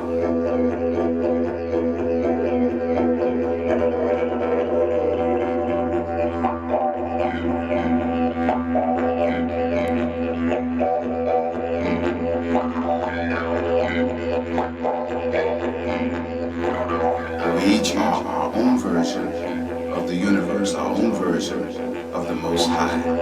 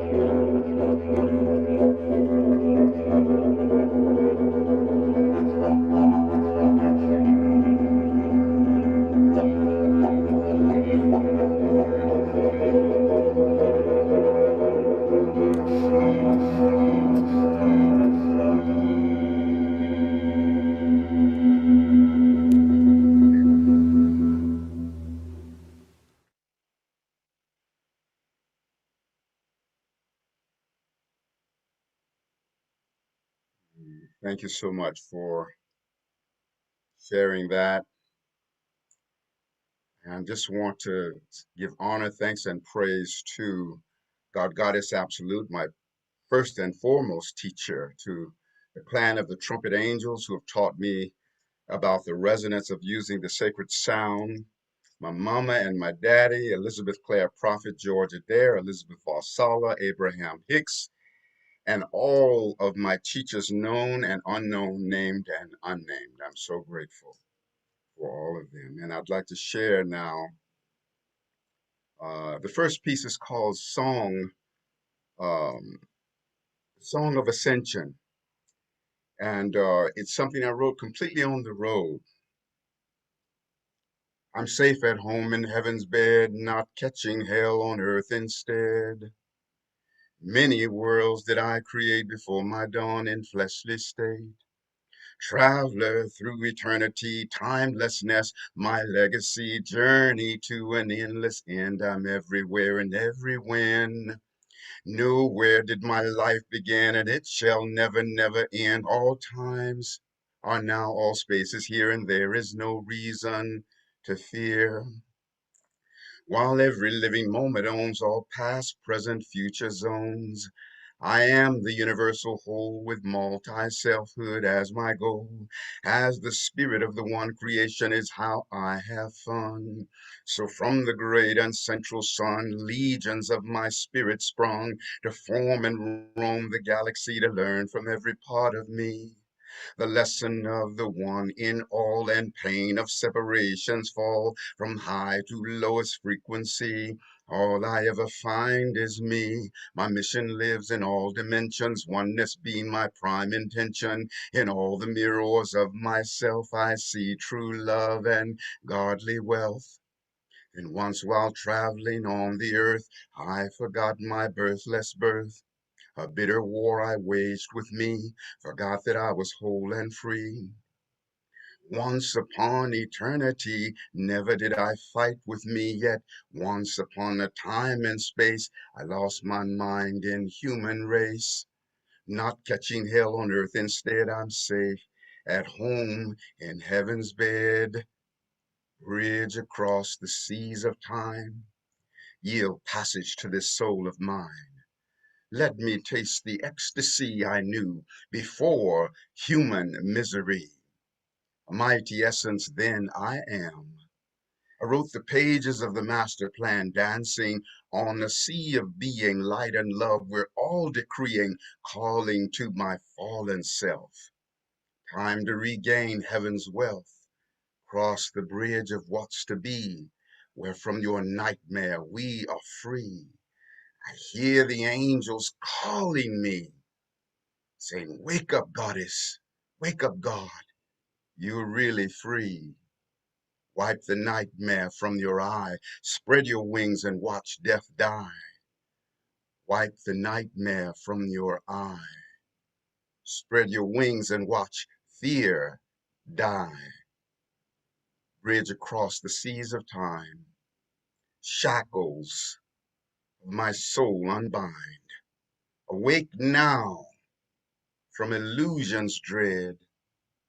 I'm safe at home in heaven's bed. Awake now from illusions dread. You, beloved, are safe at home in heaven's bed.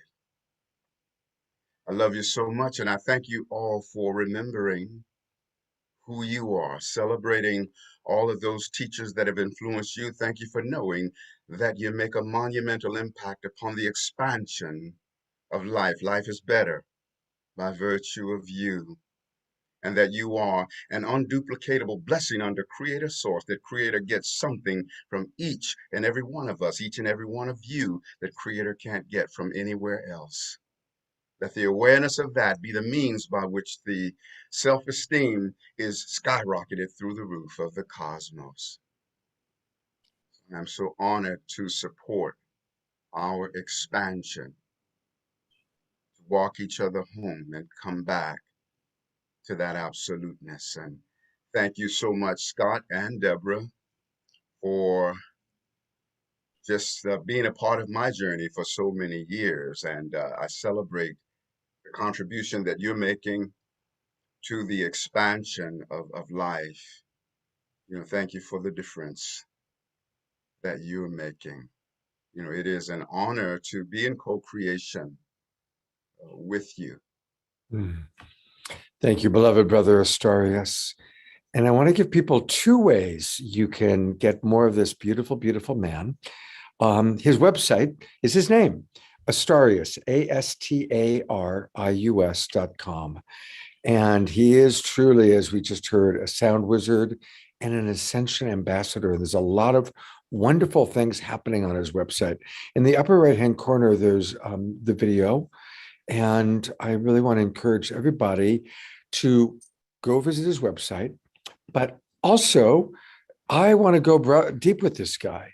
You know, on my Sacred Sunday show, it's always people that I want to spend more time with. And I want to spend more time with Astorius. And he's always a busy guy. So I said, if I put you on my Sacred Sunday show, that way I get to spend hopefully a good hour, maybe even an hour and a half with him.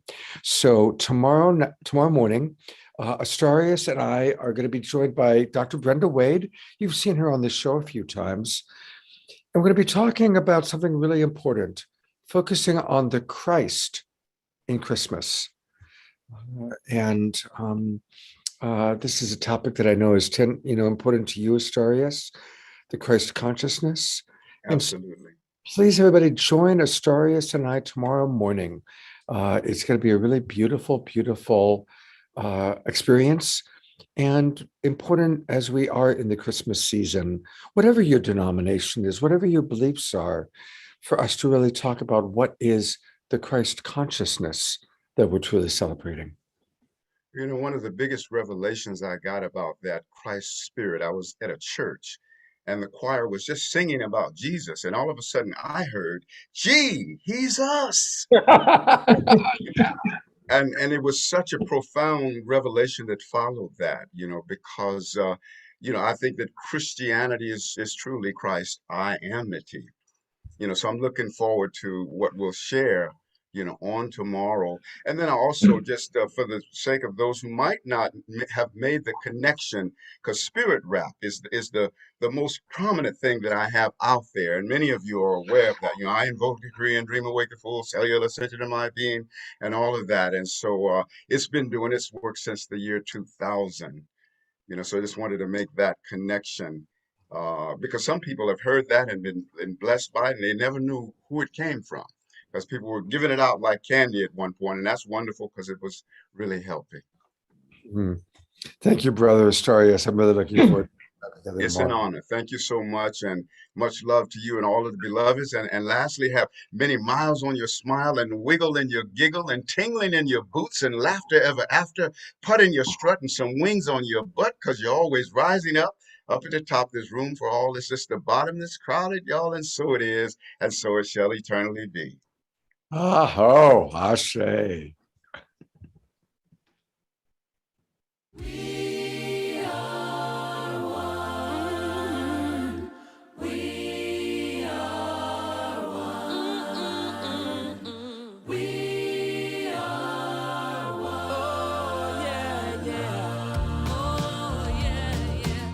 Oh, oh, oh, oh. We are one. One love. We are one. One love.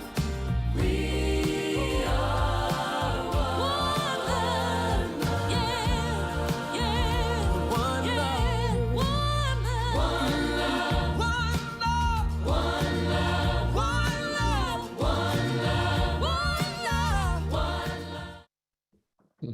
love. We are one love, and it is, of course, time for the Global Peace Tribe announcements. And again, I want to invite anybody who's watching us on Facebook. There's still time. Come on into our Zoom room. Go to globalpeacetribe.com and register. You'll get the link and come right on in. We still have a lot of show ahead of us. Reverend Michael Beckwith is coming on. Beautiful, beautiful interview I just did with him. And the TwinRay will be back. We've got more music with Marcy. So come on back into our Zoom room. There's a lot of show left to share with you. And just go to globalpeacetribe.com. And again, thank you to Unify and Alan Steinfeld and John and Summer Raymer and all of the broadcast partners that have been bringing our shows out to tens of thousands of people. We figured it out the other day and we've had over 1 million views of this show. So thank you very, very much. And to share more, I get to turn it over to Deborah. Thank you, Scott. And I have a deep heart share with you that when we go into season 8, I may not be on the show so much because my calling is to work on the foundation of Global Peace Tribe and really help it grow to the next level and take a little break for myself as well. It will have been 90 shows every single week, and that's a lot. So I'm going to take a little bit of rejuvenation and also work on growing and spreading it from behind the scenes. but Scott's going to continue to produce the show with the Awakening World and have other amazing guests and co-hosts. So will be around and sharing my heart and building from behind. So just wanted to let you all know that. But still continue to support Global Peace Tribe. We always ask for you to give us donations, but also you can help us promote. That's a great way. Just share with your friends, because so many people can use this light and this love that we share with you every Saturday night. So please, we will continue to give you our newsletters where you will have all the links of the shows that you can share every week. So that really helps us get the word out. Also, volunteering will still happen. And if you want to be a sponsor for next year, that is always extremely helpful. So everything will continue and go to the next level, because that's what we're about at this point with this incredible time on the planet. So thank you so much. Love you all so much. And Scott's going to be producing a really incredible show on Christmas Day because it's his birthday. So Scott, would you like to share what you have planned for next week? Yeah, thank you, Deborah. So what we're going to do is make next week all about you. It's Christmas night, so I recognize it's kind of a special day. And I want to acknowledge that some of you are going to be with family and some of you are going to be alone. And some of you are going to be all stuffed and ready to just kick back and relax. And some of you are going to want connection. And I want to acknowledge that all beings are welcome here as part of the Global Peace Tribe. So whether you're with your family or you're alone, you are so welcome to be with us. And we're going to celebrate you. We do have some wonderful musicians. Johanna Beekman, one of our favorite musicians, is going to be playing with us live. And I'm here in Maui, and I have a lot of amazing friends that are going to be coming here on Christmas Day to celebrate Christmas and my birthday, that are all remarkable human beings that you're going to get to meet and spend time with. Some of them have been on Saturday Night Live before. Magic Bernstein, Couture de Coster are both going to be with us live, with me here right in this studio. We'll actually be in Raphael's studio. And the amazing musician Raphael is going to be with us. He created the music to Disappearing albums. He's created over 25 albums. He's world renowned, and he's going to be playing live music with us. And we're also going to open it up to hear from some of you. So it's going to be truly a very merry Maui Christmas. And we're looking forward to having you joining us. And I've got some special guest surprises that are going to be popping in as well. Some of your favorite people from Saturday Night Live. And again, want to let everybody know that we are launching our winter season is going to be called The Awakening World. And on Friday nights, it'll be co-hosted with Trish, who I've been doing the Friday Night Straight Talk show with. And then on Saturday nights, we will be having several wonderful guest hosts. And our guest hosts are going to include Kristen Hoffman, Louisa Stowe, Dr. Brenda Wade. She's going to be on my Secret Sunday show tomorrow, along with Astarias, the lovely Eden Amadora, and Trish. And they're going to kind of rotate. And then hopefully, if we're lucky, Deborah's going to come back and host with us as well. So each weekend, we're going to pick a theme, go deep into it, and share it with all of you. So please do register for the Awakening World. And I want to acknowledge a lot of you who have already registered. It's been popping up on my screen. So thank you, all of you who have registered. And you can register at different levels. One thing, when you go to the registration form, you'll actually notice that there's different ways at different levels you can come in at. The people who come in at the $75 level, we're going to actually have Zoom meetings to get your input on the shows.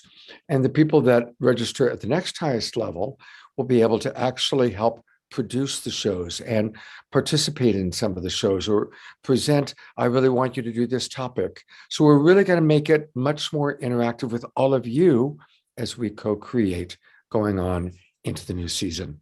So thank you very much, everybody, for being who you are. And we want to bring you in as we create these wonderful shows. 3 a week, 3 every weekend. And Scott, what about our supporters party? Do you have that? Yeah, thank you. Anybody who contributes at the $75 level or higher will be invited to our supporter party. And let me bring Deborah on here too. And our supporter party is going to be, I believe it's Tuesday night. Tuesday night, December 28th. Right, exactly. Tuesday night, December 28th. And Kristen Hoffman is going to be joining us singing music. And that's where we honor all of you. And so anybody that comes in at the $75 level or more, and for those of you who've already come in at a lower level, you can always add and come on in at that level so that we can have you join us. And at that supporter party, we're going to get a lot of feedback from all of you about what directions you'd like to see us grow in terms of our special events, topics, themes, presenters, musicians. We're all co-creating this together. That includes people that have donated $75 in this last season. You will get invites from us in the next week. Right. So it should be fun. Yeah, it's going to be great. All right. Well, thank you, everybody. And I think it's time for some more music, Deborah. And Marcy, is that what we have? No, I think you were Reverend Michael. Is Reverend Michael next? You're right. Absolutely. Okay. So I get to introduce one of my favorite. This is an amazing night for me to have the TwinRay, who I love so much, and Reverend Michael Beckwith. Over 30 years ago, I started going to these brand new services that I heard about. The guy named Reverend Michael, and he was starting something called Agape. And we were meeting on metal folding chairs in the basement of the Santa Monica Miramar Hotel. That's how it started. And he actually started in his living room, then he graduated to the Miramar. And I happened to be there. And I've been able to watch this incredible growth as Reverend Michael has become a world-renowned teacher, obviously the founder of the Agape International Spiritual Center of Truth. He's now known and loved by millions of people. Reverend Michael agreed to sit down and chat with me and share about his spiritual teachers. We actually talked for over an hour. So I will do an entire Sacred Sunday show sometime in the next few weeks where I'll show the entire video. But I want to thank the wonderful Alan and Son, Dr. and Mrs. Future, who took the video, and I said, can you bring it down to 12 or 15 minutes? And they did that, and they added some fun B-roll. Others, Dr., I'm going to just real quickly acknowledge there is Dr. and Mrs. Future. They do the promotional videos that you see, a lot of the video work, and also two of my oldest friends. We go way back. So we're looking forward to seeing the video that you created based on Reverend Michael. Let's take a look at it. Michael, thank you so much. Happy Holy Days. And we would love to know some of your spiritual inspirations, teachers, how they influenced you, and maybe how you apply that to your life. The first one that comes to my awareness is probably the greatest mystic to come out of America, and that is a man by the name of Walter Russell. And Walter Russell went into a state of cosmic consciousness and wrote the Divine Iliad, all those volumes without any editing from a very expanded state of consciousness. He wrote The Secret of Light. He predicted the elements in the periodical table way before scientists even knew they existed. For me, when I had my spiritual awakening, I didn't have any teachers. I didn't know what was happening to me. And so as I studied him, it was my first foray into the understanding of what mysticism was, the understanding of the universal cosmic laws. And so it deeply imprinted me in a very powerful way. So there was a little small book that introduced me to him. It was called The Man Who Tapped the Secrets of the Universe. It was by Glenn Clark. It was about Walter Russell. And then that led me to reading another small little book called The Man Who Talked with Flowers. And that was about the great mystic known as George Washington Carver. And most people thought that George Washington Carver was a scientist, or that they understood him from the efficacy of the peanut and things of that. But that didn't even cover who George Washington Carver was. And so that led me to understand that George Washington Carver was a full-blown mystic who would go out at 4 o'clock in the morning and ask Mother Nature and ask the presence of God the usefulness of particular plants or the soil or the earth. And the plants would reveal to him their efficacy and their secrets. And then he would go into his laboratory and prove what he had gleaned through his mystical connection to Mother Nature. Most of the great ministers that were coming out at that particular time, he was their teacher. But they had to meet with him at night because he was a Black man, and it was forbidden for a Black man to teach white men anything. And then the other great teacher was Howard Washington Thurman. He was a great Christian theologian mystic. And he ended up writing this treatise called Jesus and the Disinherited. And he began to teach the teachings of Jesus and how the teachings of Jesus apply to everyone. White, Black, rich, poor, woman, man. And at the end of this treatise, he writes, I'm no longer necessarily a follower of Christianity. I'm a follower of the teachings of Jesus. So he separated himself from Christianity as it was at that time and followed the teachings of Jesus. And because of that, in many circles, he was labeled a heretic and shunned by the Christian religion.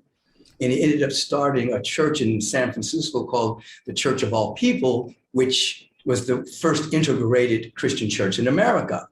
He loved Emerson, he loved Thoreau, he loved, the great mystics of the ages, and still embraced the teachings of Jesus. So he was a great influence of me because he was able to not only embrace the cosmic awareness of Jesus, but he was able to bring into the darkest moments, into moments in which humanity was walking through, and bring light to there without denying tragedy, without denying loss, without denying death, without denying disease that human beings walk through. He was able to bring into those dark moments this great teaching of this great teacher, Jesus. Sri Aurobindo out of India came into my life. He was very influential in my thinking and in my articulation. I even went to India. I went to Oroville in India. Sri Aurobindo was a cohort of Gandhi, and they were seeking to free themselves from the shackles and the oppression of Great Britain. And when Sri Aurobindo was jailed with Gandhi many times, one of the times in which he was jailed, he went into full-blown cosmic consciousness. And when he came out, he told Gandhi that, he was still with him, but that he was being called into another way of freeing humanity, and that was through spiritual teachings. I met Dr. King. I was a small boy, and he was doing a West Coast fundraising tour for SCLC, Southern Christian Leadership Conference. And my mother took me to Holman's Methodist Church to hear him speak. I was 9 or 10 years old. Wow. So after he spoke, I met him. We shook hands. I remember saying to my mother, wow, he has such soft hands. And she said, well, he does a different kind of work, baby, And then subsequently, when he was assassinated, it impacted me to want to make a difference on the planet. And then his articulation of what agape love was infused my soul with an understanding of unconditional love and the love of God operating in the human heart. Dr. Thurman was a great teacher of Martin Luther King Jr. And Dr. King carried the treatise of Jesus and the Disinherited with him. So Thurman greatly influenced King in terms of the nonviolent movement, the way that Gandhi influenced Thurman. Most people don't know that Gandhi was influenced by Thoreau's writings on civil disobedience influenced Gandhi. Gandhi influences Thurman. Thurman brings it back to Dr. King. I wear Dr. Thurman's robe when I speak at Rankin Hall at Howard University. They allow me to wear his robe when I'm speaking. When I first met Dr. Lawrence Carter, who is a powerful being at Morehouse College, he runs the Martin Luther King Chapel there. When he came to see me speak at Agape, the first thing that Lawrence Carter said was, wow, you're more Thurman-esque than Thurman, because he knew Dr. Thurman, because of the one, trans-denominational is what we call ourselves. Two, everybody was at Agape, doesn't, race, creed, color, sexual orientation, whatever, it's all there. So I think I picked up on that, but I was also raised that way. My mother's house was a hub of a lot of the civil rights movement as growing up. And we would meet at the house and we would decide which stores we were going to picket in order to bring about justice to people of color and wages and things like that. But in my mother's home, when we would meet, there were white people, black people, Jewish people, straight people, gay people. It was all a part of the gestalt of me growing up. So a lot of things that people had to grow into, I didn't have to grow into that because that was just a part of my upbringing. When I was a freshman in college, and it was a mandatory talk by this man. I didn't know who he was at the time, even though I knew there was a Thurman Hall. We had to go hear Howard Thurman speak. So I'm a freshman, and the title of his talk was something along the lines of the benefits of slavery.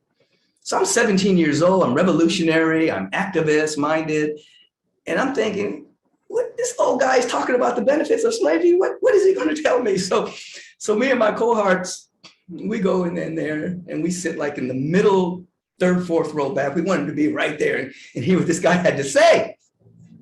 So after this long introduction about who he was, he begins to speak in a very slow cadence. And he talks about the African mind, this mind that was growing up in Africa near the rivers, very connected to the trees, very connected to the ground, this field of abundance, and then being stolen from their homeland and then placed all around the world. And that this capacity to have a deep sense of compassion, a deep sense of forgiveness, a deep sense of love from a field of abundance, not scarcity, was now spread all around the world for such a time as this. And that perhaps, of course, slavery was not a good thing. Of course, it's not God ordained. But perhaps the benefits of it was that you had these beings that were exiled from Africa all around the world that had this capacity for compassion and this capacity from this deep sense of connection of the earth was now all around the world. Wow. That was once only on this one continent. And we're sitting there like, what? I mean, we were mesmerized by this, you know what I mean? Now, I didn't understand all these concepts. I'm 17 years old. Later, maybe the next year I met him. He wanted to meet all the guys from California that had come in. And I'll share this with you. We had all dropped a tab of acid. We didn't know we were going to meet Howard Thurman that night. And we were on our way to get something to eat. And people caught up with us and says, Dr. Thurman wants to meet with you guys. You know, he wants to meet with the guys who have been recruited from the big cities to the South to come to the school, Morehouse College, which Dr. King was an alumni of, which is why I went there. And I said, oh no, I don't want to meet him now. I dropped a tab of acid. I don't want to meet Dr. Thurman like this, but inevitably we got to meet him. And I remember he was down the hall and I'm, as they say back in those days, you know, I was peaking on the acid. The closer I got to him, the more sober my mind became. And by the time I got in his presence, the clarity, the articulation, I didn't feel I was on acid at all. It was just in a very clear space. And we had a great conversation and told him about my experience at Morehouse. And he was checking in on us and had some great conversation. Shook his hand, he went his way, we went ours. And the further I got away from him, the more the effects of the acid began to take over again. It was amazing. It was like, in his presence, it was nothing. Out of his presence, it was like I could see trails. I remember sitting on the curb that night watching the trails of cars go by, thinking about that phenomenon. Why did the clarity and the insight, why did that happen in his presence? And then when he left, the acid took its toll. It was, again, years later, I'm aware of somebody's presence. I'm aware of the energy that people carry, you know. But I'll always remember that. Yeah, I mean, I don't do any drugs at this time in my life, and the last 40 years have not. There is something that is greater than even the high of this drug. Yes, he wasn't just an academician about mysticism. You know, he was having an encounter with the presence, and that carried a frequency and a vibration of love and joy and generosity and compassion that would emanate through his voice, you know. And even though I didn't meet a Walter Russell, I know he carried that frequency as well, though I didn't get to meet George Washington Carver. Yeah, it would be Carver and Sri Aurobindo. Sri Aurobindo really spoke about the potential of humanity being a God man or God woman, and the inner visioning. I don't know if he used that language, but I remember in studying him, it impacted me. And I became very aware that it's really about the expansion of consciousness. So the vision process was born out of my awareness of it in building Agape. We wanted to actually be the containers for unconditional love. We actually wanted to be the next great expression of human unfoldment, the next great unfolding of the human species, not just create a church, but actually carry the frequency of what we wanted to teach. And so it's an inner awareness of love, inner awareness of peace and of joy and of harmony. And I always have taught from the very beginning that you can't have permanently what you're not willing to become in consciousness. You can manipulate and have things temporarily. But if you're going to have something in your life, then you have to actually become it in vibration, in frequency. You have to embody those particular frequencies. And then even if you temporarily lose it, it'll always come back because that's who you are. As we're not trying to be ascended masters, we're trying to be descended masters. We're trying to actually bring the energy here, not go there. And now when people try to go there, sometimes they don't embody it. And they live in this straining. When you begin to really wake up, you begin to realize that you're already enlightened. What you're doing is you're just removing the mental, emotional obstacles to seeing who you are. There's a great friend of mine who was a part of the Paramahansa Yogananda crew. We used to meditate at his house all the time. And during one of his meditations, there was an appearance to me as if Yogananda had appeared. And I can remember him saying to me that I was not to have a guru, that I was to go direct. I could be influenced, I can study, I can learn from all the teachers, but I was not necessarily to go the guru path. And that became my path. I studied, I was influenced by great beings on the planet, the ones that I've mentioned, but most of my growth was through direct encounter with the presence. So Paramahansa was an authentic, awakened being that I was influenced by as well. Yeah.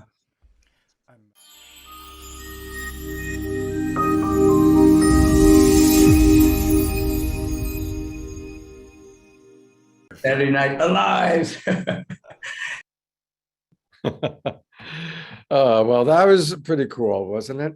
And I just love all the amazing personal stories that he shared.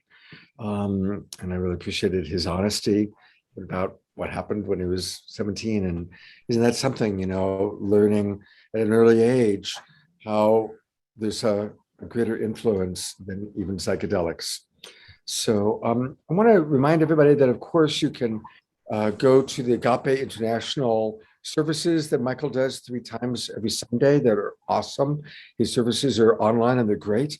And also his website, michaelbeckwith.com. And there's a lot of videos. And if you put your name and email in there, he will send you a link to his app. He's got a mobile app that's quite powerful. And so most of you, or many of you, know Reverend Michael, but for those of you that are new or that haven't really fully experienced him, go to his Agape online service, or if you're ever in Los Angeles, go to it live. And he's extraordinary, and I'm really grateful. And we will have a Sacred Sunday show sometime in January where I'll show the entire hour with Reverend Michael. All right, I'm turning it over to Deborah. Oh, before I do that, one other thing I wanted to mention. You heard Deborah and I talk about our supporters party. And our supporters parties are always really fun. And the next one is going to be on December 28th. We always have fun things. One time, Matt Kahn dropped in as a guest. So we know for sure we're going to have Kristen Hoffman singing music. We know for sure that Deborah and I have some really fun things planned, and there probably will be guests. And most of all, we hope to see all of you there with us. So that's going to be on Tuesday night, December the 28th. Okay, speaking of Deborah, here she is. And now it's a perfect time to go back to some music, which can continue to raise our frequency and connect us in the heart. And we have Marcy, Made of Light, back with us. She did that beautiful song at the beginning, and I'd love to bring her on back now. And then we're going to have a very special transmission again from the TwinRay. So this will totally beautifully set the vibration for that. So welcome back, Marcy, for your second song with us. Much. We're gonna sing to Krishna.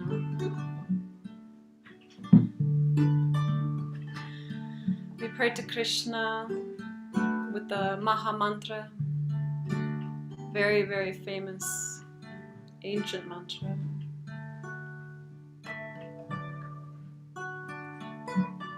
Praying to Krishna to help us see through all of our illusions so that we may get back to our divine sight, what is there for us in our awareness of our true consciousness.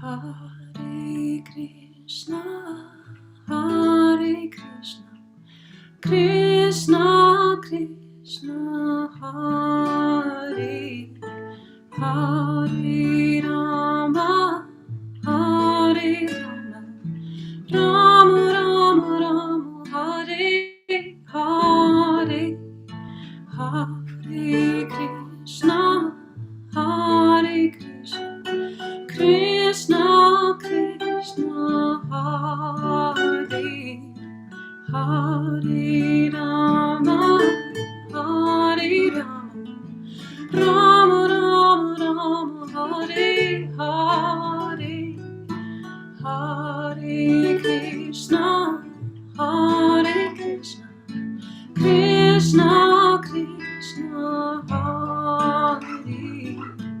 Hare Rama, Hare Rama, Rama Rama Rama, Hare Hare, Rama Rama Rama Rama, Hare Om, Rama Rama Rama Rama, Hare Om, Rama Rama Rama Rama, Hare Om, Rama Rama Rama Rama, Hare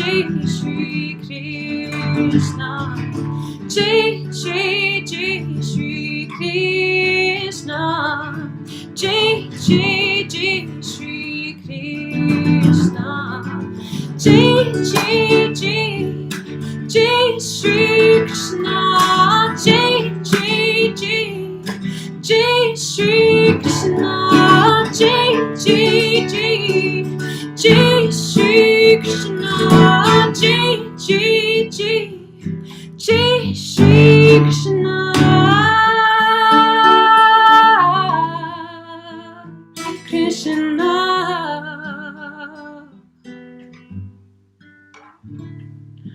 Hare Krishna, Hare Krishna, Krishna Krishna, Hare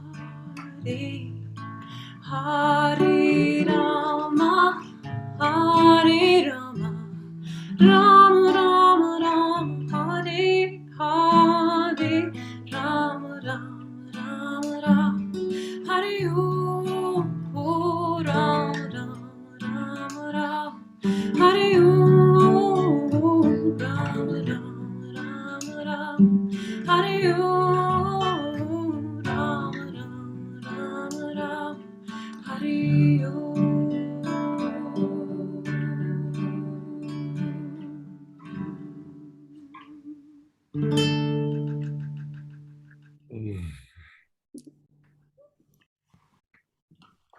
So beautiful. So beautiful. Thank you. Oh. Mercy, tell us who your friend is playing such beautiful guitar next to you. This is Babo, and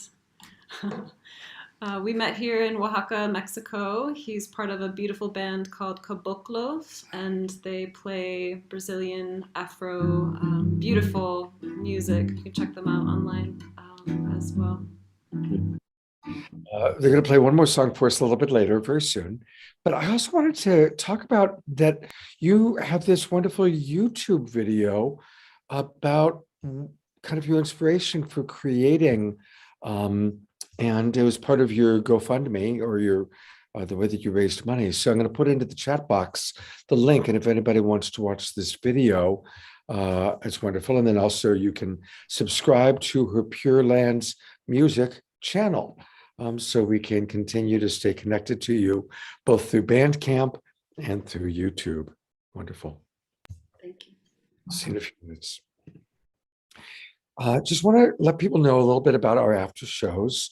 About every other week, Jay and Jan and Light Touch do an after show, and they've got a very special one planned for next week, our Christmas night show. So definitely, when you're planning your timing, make sure you're here for the main show. We're trying to keep the main show to 2 hours, 2.5 at the most, and then always at 8:30 is when we start the after show. And tonight's after show, we're going to show what Matthew Fox had to say about spiritual teacher.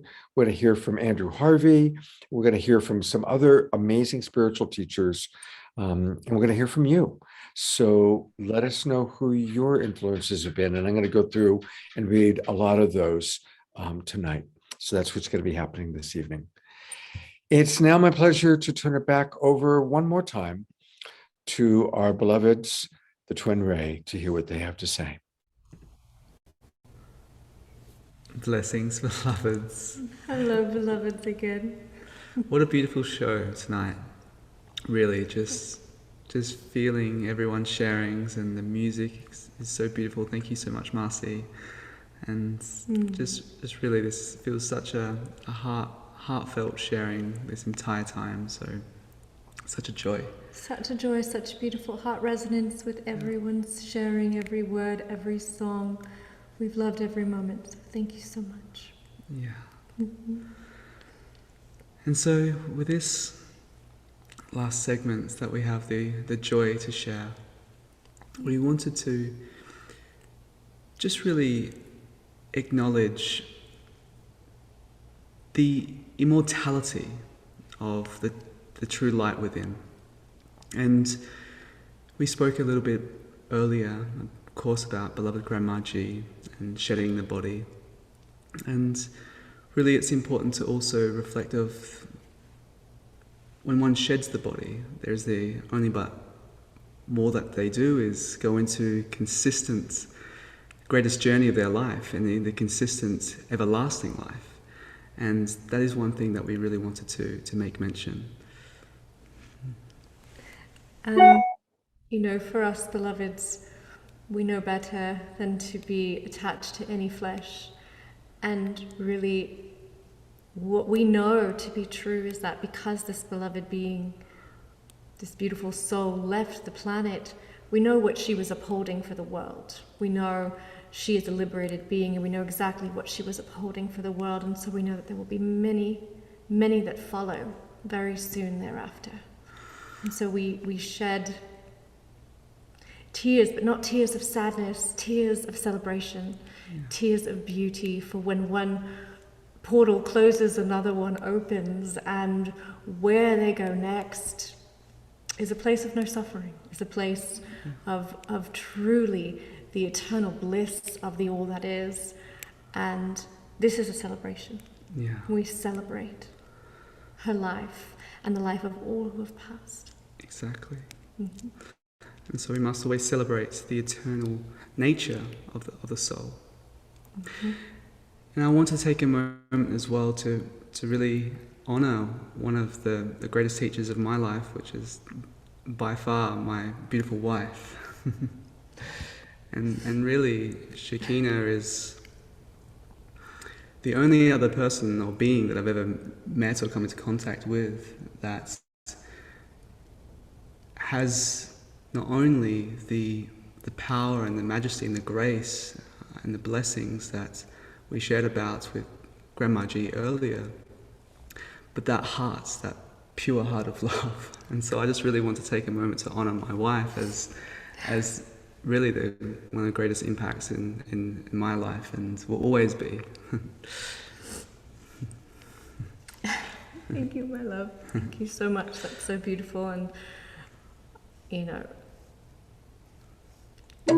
there is no greater teacher than my beloved Sananda husband, Sananda G, who this day is honoring Grandma G and will be taking the name as Sananda G. Yeah, Grandma G always asked me to take on those extra letters to my name, and in the spirit of her, I will honor her this day forth by taking her.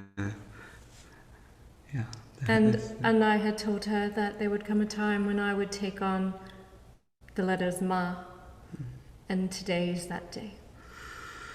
So Shekinah Ma and Sananda G live on in the name, in the heart of our beautiful Grandma G and all the G's of Baba G. And we will do our utmost to uphold this lineage, the truth, holding that staff of truth no matter what. And in the spirit of today, in the spirit of beautiful, incredible beings that have come to share their light, their love, their voice, their song, as everyone has a song in their heart to sing, I want to take a moment just right now for everyone to feel that song in your heart. What is that song in your heart that has not yet been expressed? What is that song in your heart that is beckoning you forth? Where does it bubble up from? Where can you feel it? And what is it asking for? And this is something that you can figure out for yourself later on, but really hold this as an intention. What is the song in your heart? And how do you transmit it to the world? And how can you bring even more love and more light and more passion and more grace and more compassion than you do right now? Because in the spirit of what we show up with, which is selfless service for our community, our students, for us there is nothing greater. For we know that in order to purify the mind, the heart, selfless service is the way to do that. Yeah, absolutely. And any time a loved one sheds the body and returns to the immortal nature of the soul, it gives you that moment to reflect. And so not only tune into what that song is, but really reflect on your life. And that's really what the solstice is all about, is to take not only this year and reflect on this year, but also reflect on your life. Reflect out all the many beautiful teachers, whether they're people, beings, or nature, or just experiences of inner guidance.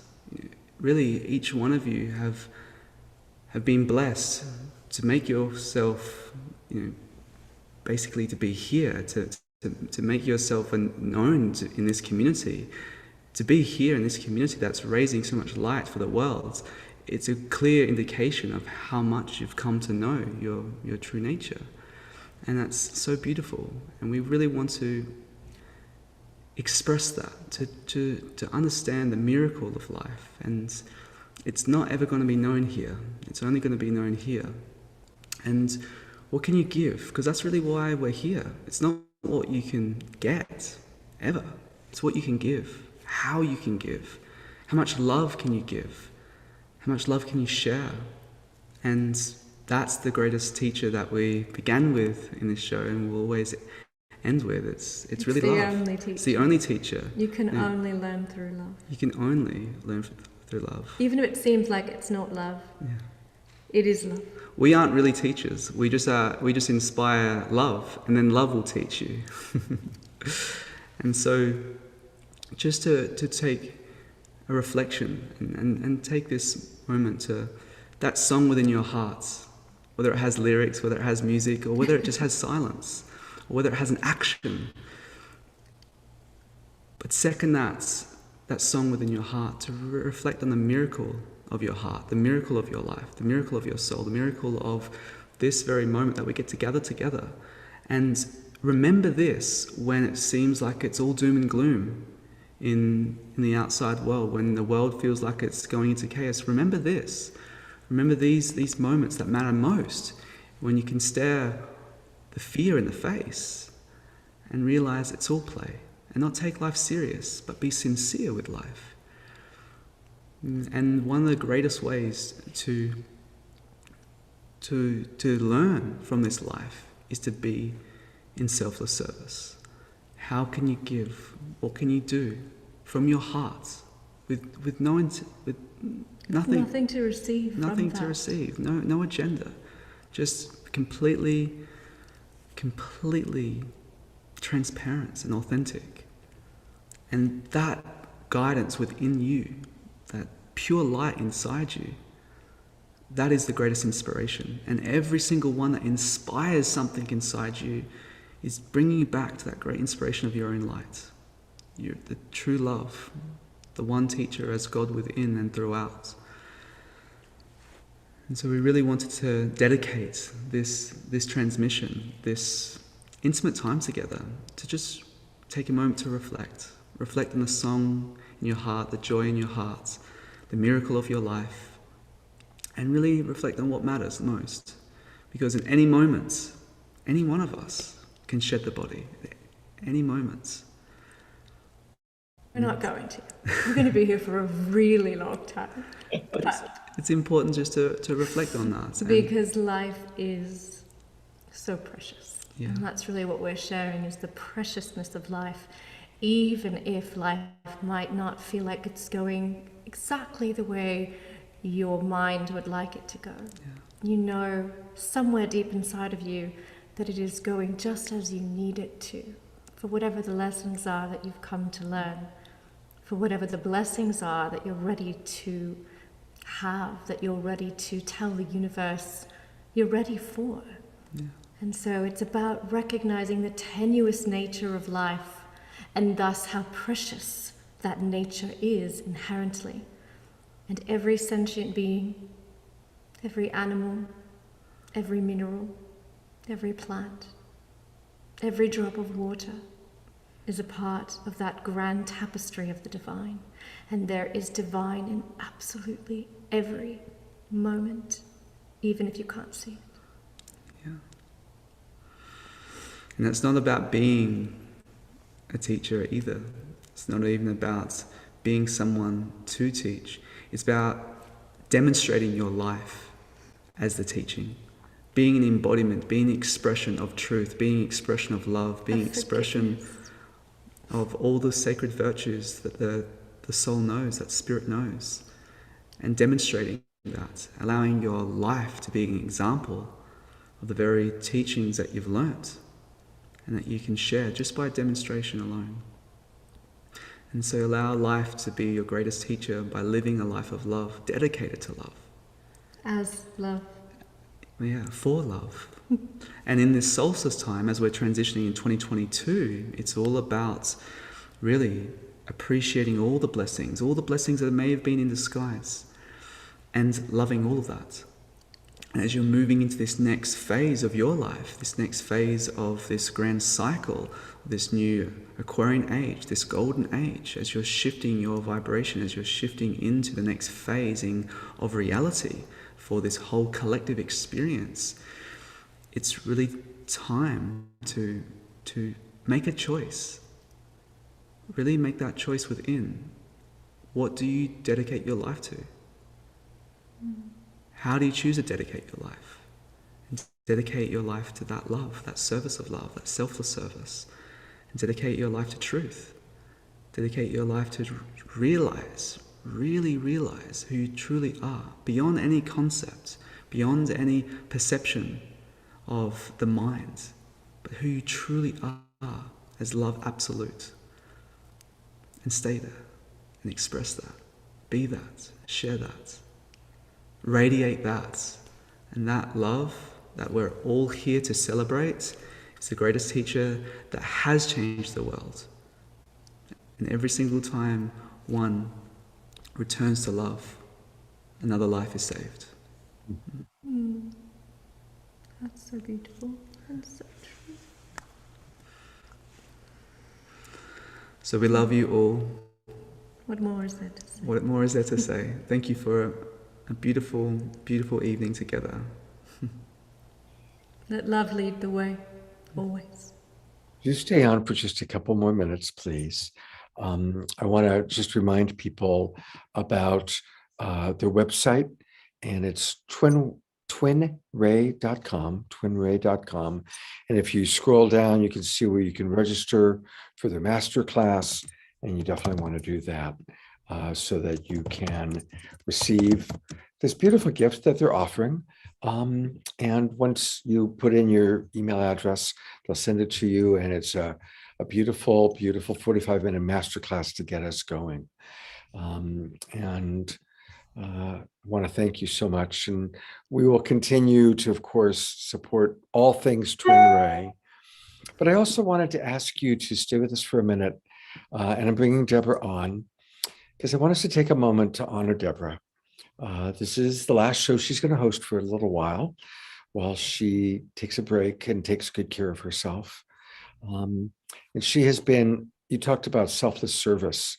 She has been of such extraordinary service to create this show and all that she's done behind the scenes to make the show happen and the special events happen. And I think that it's just as you've modeled each other as teachers, and Deborah has modeled service. I also want to honor that she's modeling that sometimes it's about taking care of ourselves and taking a step back and tuning in and relaxing and healing and hearing spirit. So thank you for modeling service. Thank you for modeling this next chapter, Deborah. And I just turn it over to anything you'd like to share. Yeah, it's really about everything we've been talking about tonight, being in tune with the higher self and the guidance of what we're here to do. And sometimes we're here to push forward. Sometimes we're here to step back, rejuvenate, and let the new instructions come in. And so that's been really clear for me because we all have big plans moving forward. We are here with Mama Gaia right now. We're here with each other, and we have a lot to create going forward in the new earth. So it's important for all of us to tune into that higher guidance and follow that. And magic can happen, continues to happen. That's how it works. And I so love my last show to be with the TwinRay and have this consciousness that we're all sharing here, because this is really what I'm about and so much. And love birthing the show as the mama, and love that Scott's going to continue, and I'm going to work behind the scenes to really make sure it's solid so we can come out even in a stronger way in 2022 and keep this growing and flowing. So love you all so much. Thank you, beloved Thank you, Deborah. We beloved support Deborah. you completely. As you know, we've been talking through this with you. Yes. And we support you completely, and anything that you need, we're here for, as well as Scott. We support you completely in your direction as well. Yes. And we know that the directions will merge once more in a new birth. Yes, and New sometimes creation. really the greatest service that you can do is go within, and in order to then expand throughout. So beautiful. Just like the breath of life, it's the contraction and the expansion. And the universe is expanding and contracting all the time. Yeah, exactly. Infinitely so. So we celebrate you. And so thank you. And what a perfect way for us to conclude. And I'm going to turn it over to Marcy, Made of Light, to play her last song for the night. And we can just, as we listen to this music, let's think of Deborah with lots of love, send lots of gratitude to the TwinRay. And I want to invite anybody to put into the chat box, what is the song, maybe when Shekinah Ma made that request, what is the song of your heart? Some of you already put that in. Put into the chat box if you are clear on what the song of your heart is. I'd love to see that, and we'll read some of those during the after show. Thank you. And beloved Marcy, thank you for your beautiful song and your beautiful song in your heart and your angelic voice and the sweet being next to you as well and your beautiful serenade. We're really grateful. Yes. Thank you for Thank being you, a part beloveds. of this with us, co-creation.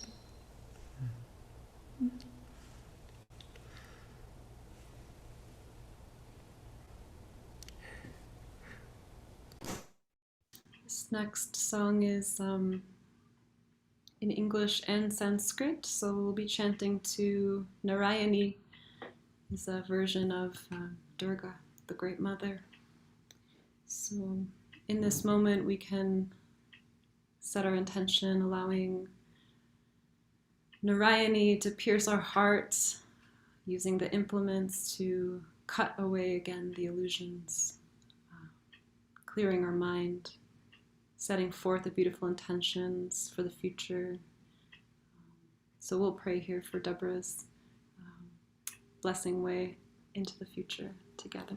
Thank you so much for having us. What a beautiful evening. Thank you so much.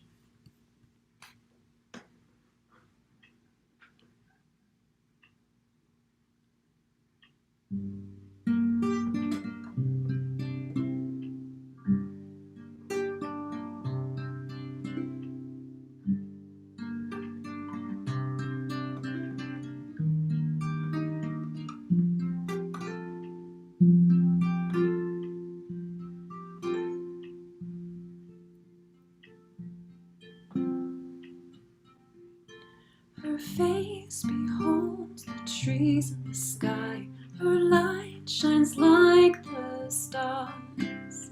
Darkness opening the gray night. Surrender to her. Love is flowing like a design through time and space divine. Nectar pouring, nothing to do but open to Narayani, Narayani, Jaya Namaste, Tum Durgaye Namah, Narayani, Narayani, Jaya Namaste, Tum Durgaye Namah. Salutations to the divine Mother of the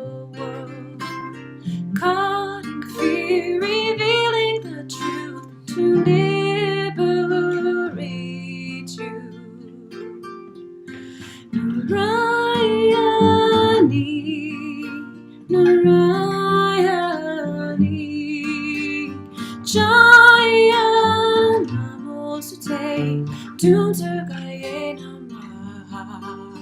나라야니 나라야니 자야 나무스테 둠틀가에 Om Dum Dugaye, Om Dum Dugaye, Om Dum Dugaye, Nami Nama, Om Dum Dugaye, Om Dum Dugaye, Om Dum Dugaye, Nami Nama. Sarvamangala Mangalaye, Sarvamangala Mangalaye, Sarvamangala Mangalaye, Nami Nama Narayani, Narayani, Jaya Namosate, Dumtagaye Nama Narayani, Narayani, Jaya Namosate, Dumtagaye Nama Narayani, Narayani, Jaya Namosate, Dumtagaye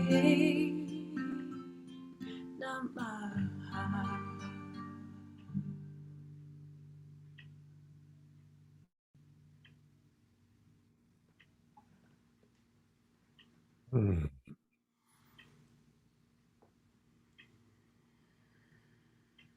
So very, very beautiful.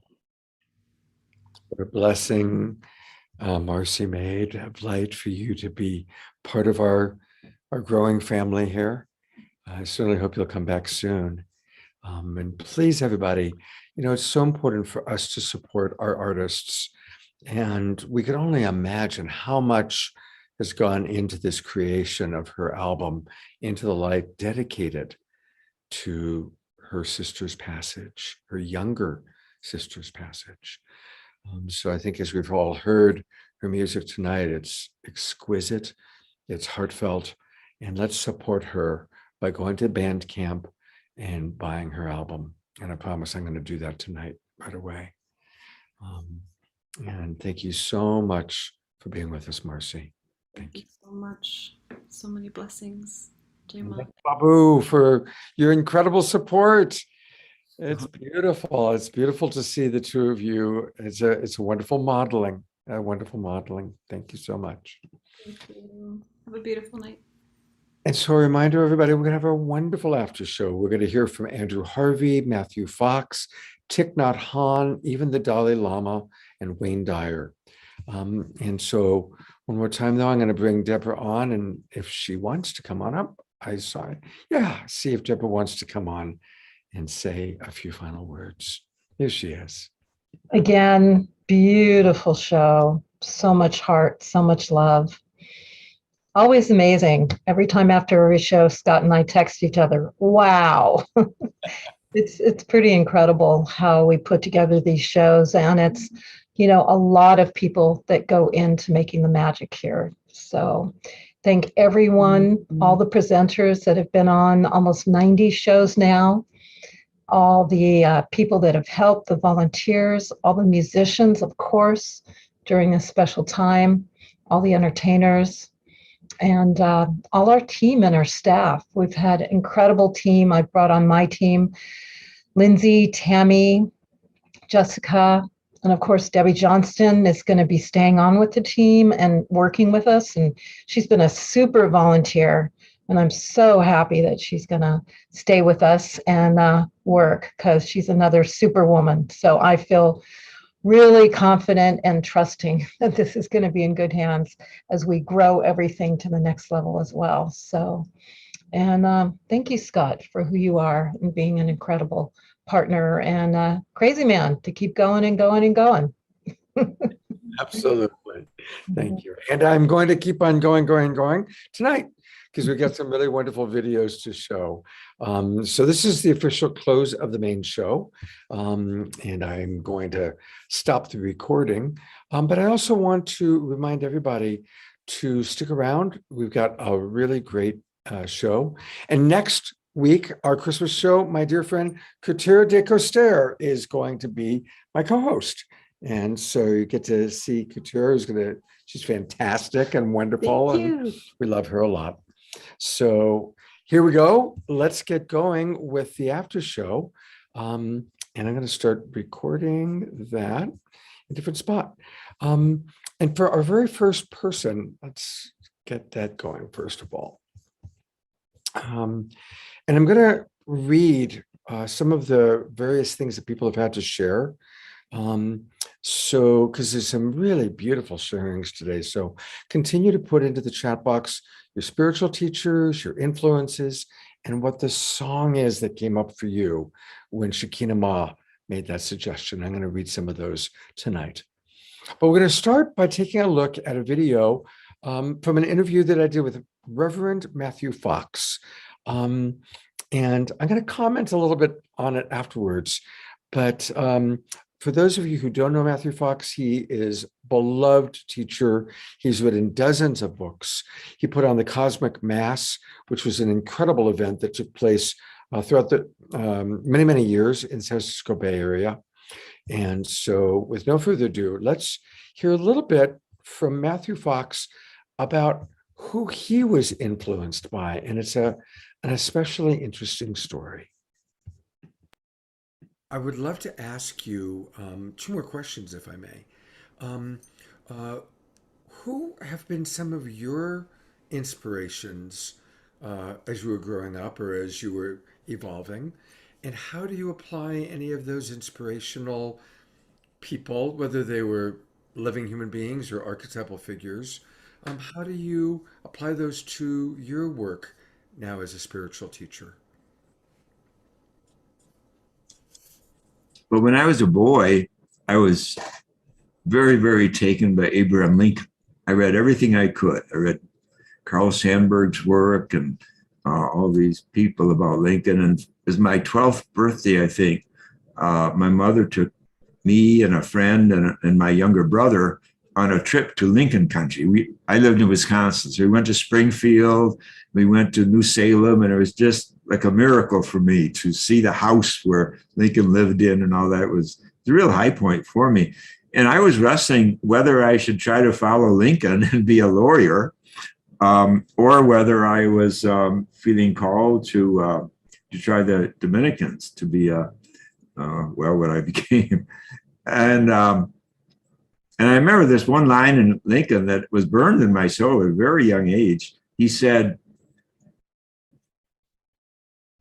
"Be an honest lawyer. And if you cannot be an honest lawyer, be honest without being a lawyer." And I think that sentence, which stayed for me so long, so affirmed the whole reality of a vocation, of a calling. And I think that it's played out for me. You know, I like that quote from Joe Campbell: "None of us lives the life we had intended." So here I became a Dominican, friar is the official name, not really a monk, but a friar. And I studied hard and I went to Paris to study and all that.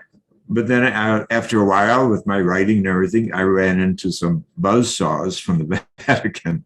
But I think that invitation to conscience from Lincoln stayed with me very strongly, because that one sentence, I always loved it. If you cannot be an honest lawyer, be honest without being a lawyer. There are more important things than the profession that we join. You're either going to do it well and do it with integrity and conscience, or pay the price. And of course, if you do it with conscience and integrity, you're going to pay a price. That's certainly something I've learned about after I was evicted from the order after 34 years for daring to talk about God as mother and God as child, and working with Native Americans and so forth, the objections the Vatican at that time, not this present version of the Vatican, but before them, were of that ilk. So Lincoln was very important to me. And I got polio when I was 12, and I met this Dominican brother who was not a priest, but a brother, and was very gentle. He would come and visit me regularly in the hospital, because I was in the hospital for months. And my father had been a football coach in Wisconsin. I thought I was going to grow up and be a football star like my older brothers and like he was. But here I lost my legs, and they couldn't tell me if I would get my legs back. So I realized, well, I got to get a new model for what it means to be a man. And this fellow kind of walked into my life. He was very contemplative. He was so contemplative that after a few years of being a Dominican brother, he left the Dominicans to become a Trappist monk, because Trappist monks are well, like Thomas Merton, they live a very severe contemplative life. And so he had a real subtle effect on me, because he was extremely gentle, very different from my father, who was very strong character and into football. And so I realized, oh, there are various ways to be a man in this world. Now, as it turned out, after about a year, I did get my legs back, and I did play football and loved sports, still do love sports. But I learned this lesson. And when I got my legs back, I remember saying to the universe, I'll never take my legs for granted again. So that really, when I look back on it, was a very mystical moment. Not because I often define the mystic as one who doesn't take for granted even a breath. Each breath we receive is a gift. And that's what meditation is recognizing, paying attention to these gifts that come so regularly to us, but we can often take for granted. So life itself, light itself, as we've been talking about, is not something to take for granted. So those are two people, that lay brother and Abraham Lincoln, who influenced me when I was a boy. And I think and then I've had so many wonderful teachers and so many other mystics that I've encountered and written about that have really, what can I say, blown my soul wide open over the years, and especially Meister Eckhart and Hildegard and Bingen, whose painting is behind me. These great mystics, it's been such a privilege to be able to explore these great souls and call it work and even make a living doing it. What a gift. Oh, I'm sorry, there's some yard.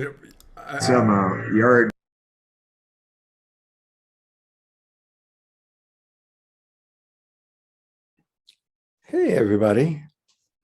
I don't know why that stopped so suddenly. So I'm a little surprised by that.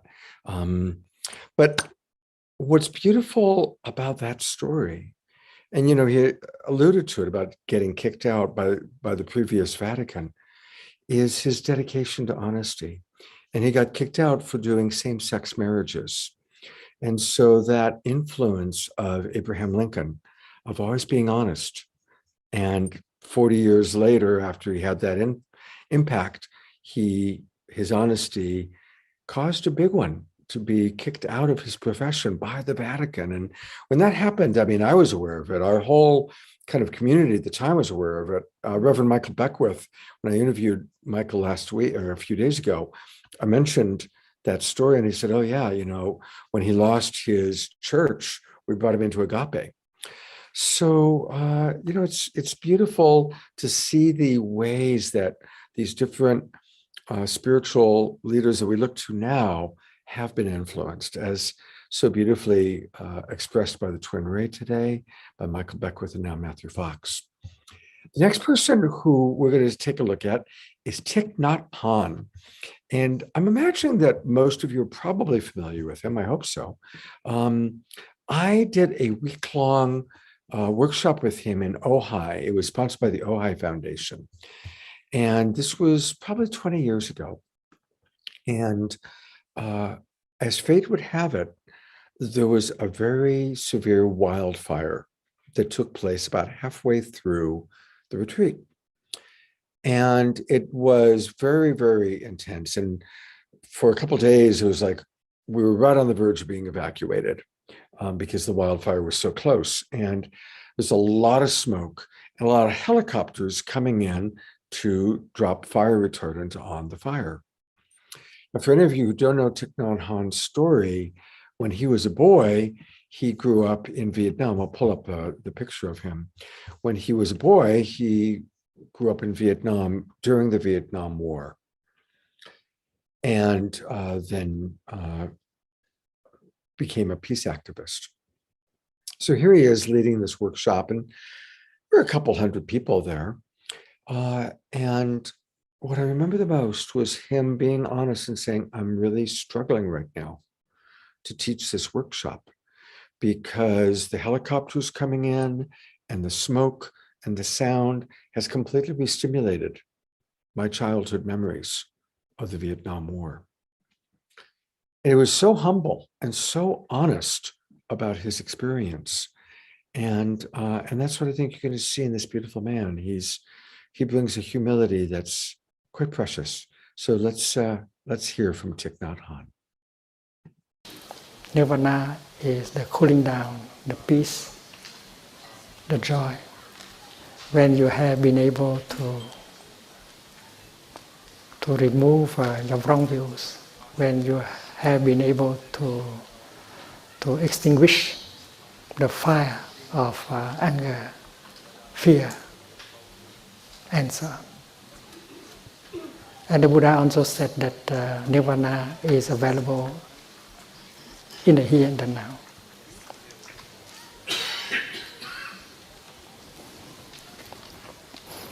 We do not need to die in order to touch Nirvana. In fact, we need our body, our feelings, our perceptions in order to touch Nirvana. We can very well touch Nirvana with our body.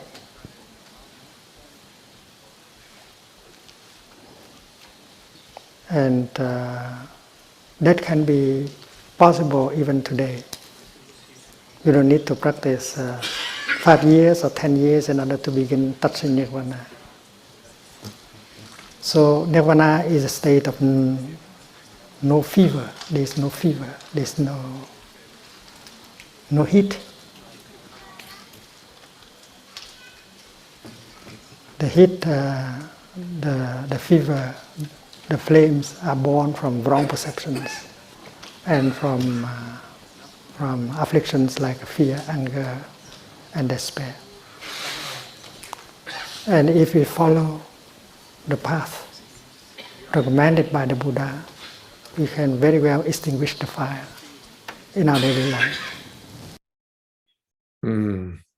Thank you so much. That was Jay and Jan have put together some of the videos that you're seeing tonight. And so thank you, Jay and Jan, for that. The next one is another one from Jay and Jan, and it's the Dalai Lama. I don't think he needs much of an introduction. So here we go. Let's take a look at what the Dalai Lama has to say. And again, a reminder of all these beautiful spiritual teachers that we're so blessed to have. Very purpose of our life, I usually describe happiness. Reason, the future, even this afternoon, what will happen, do not know. And future, no guarantee, but our life based on hope. Even present some difficulties, still with hope, our life remains. If someone completely lost hope, then that very mental attitude shortens their life. And worst case, even suicide may take place. So therefore, hope means something good. Therefore, the purpose of our life, I usually telling people, happiness is our sort of the real meaning of our life. Now happiness The materialistic way, happiness, only sensorial level. Seeing something nice, hearing some beautiful music, and taste, and smell, and touch, including sex. These are materialistic sort of, or say the happiness, materialistic level happiness. These are short, not long-lasting happiness. Long-lasting happiness must develop on mental level. Now in this country, one part of Sangha philosophy, and then Jain philosophy, Buddhist philosophy, no creator, rather self-creation. So therefore, the concept of karma also come. Everything depends on your own action. Positive action, virtuous action bring good. Harmful, sinful action bring suffering. That depends on motivation. So in this country, over 3,000 years, they already examined the ultimate source of happiness, not external, but here. Not sensorial level, but mental level. So practice of shamatha, practice of vipassana come. So therefore, and you see, these things originally come from religious text. Now we should take now these things as an academic subject, not a religious subject.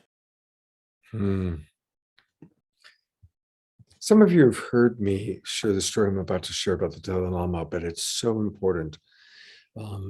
It's become a big part of my teaching as a relationship coach.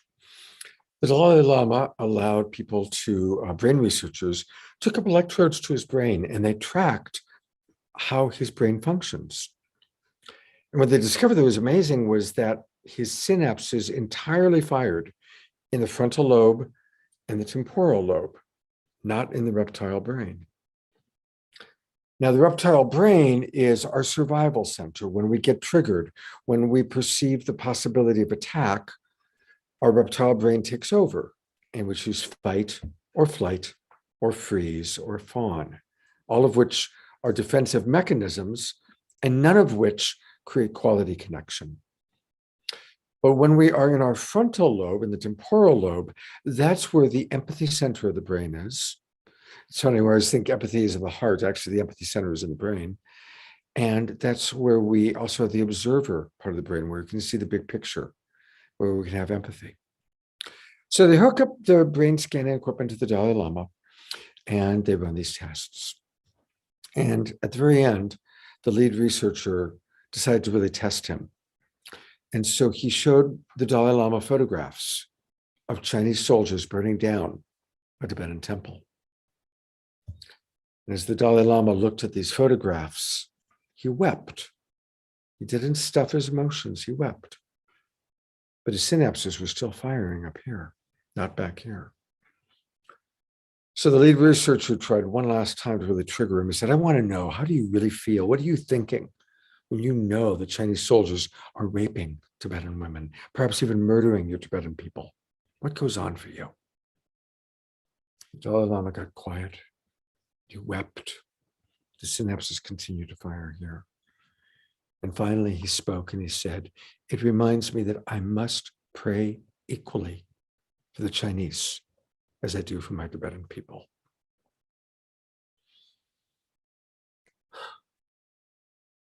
That is our opportunity as human beings.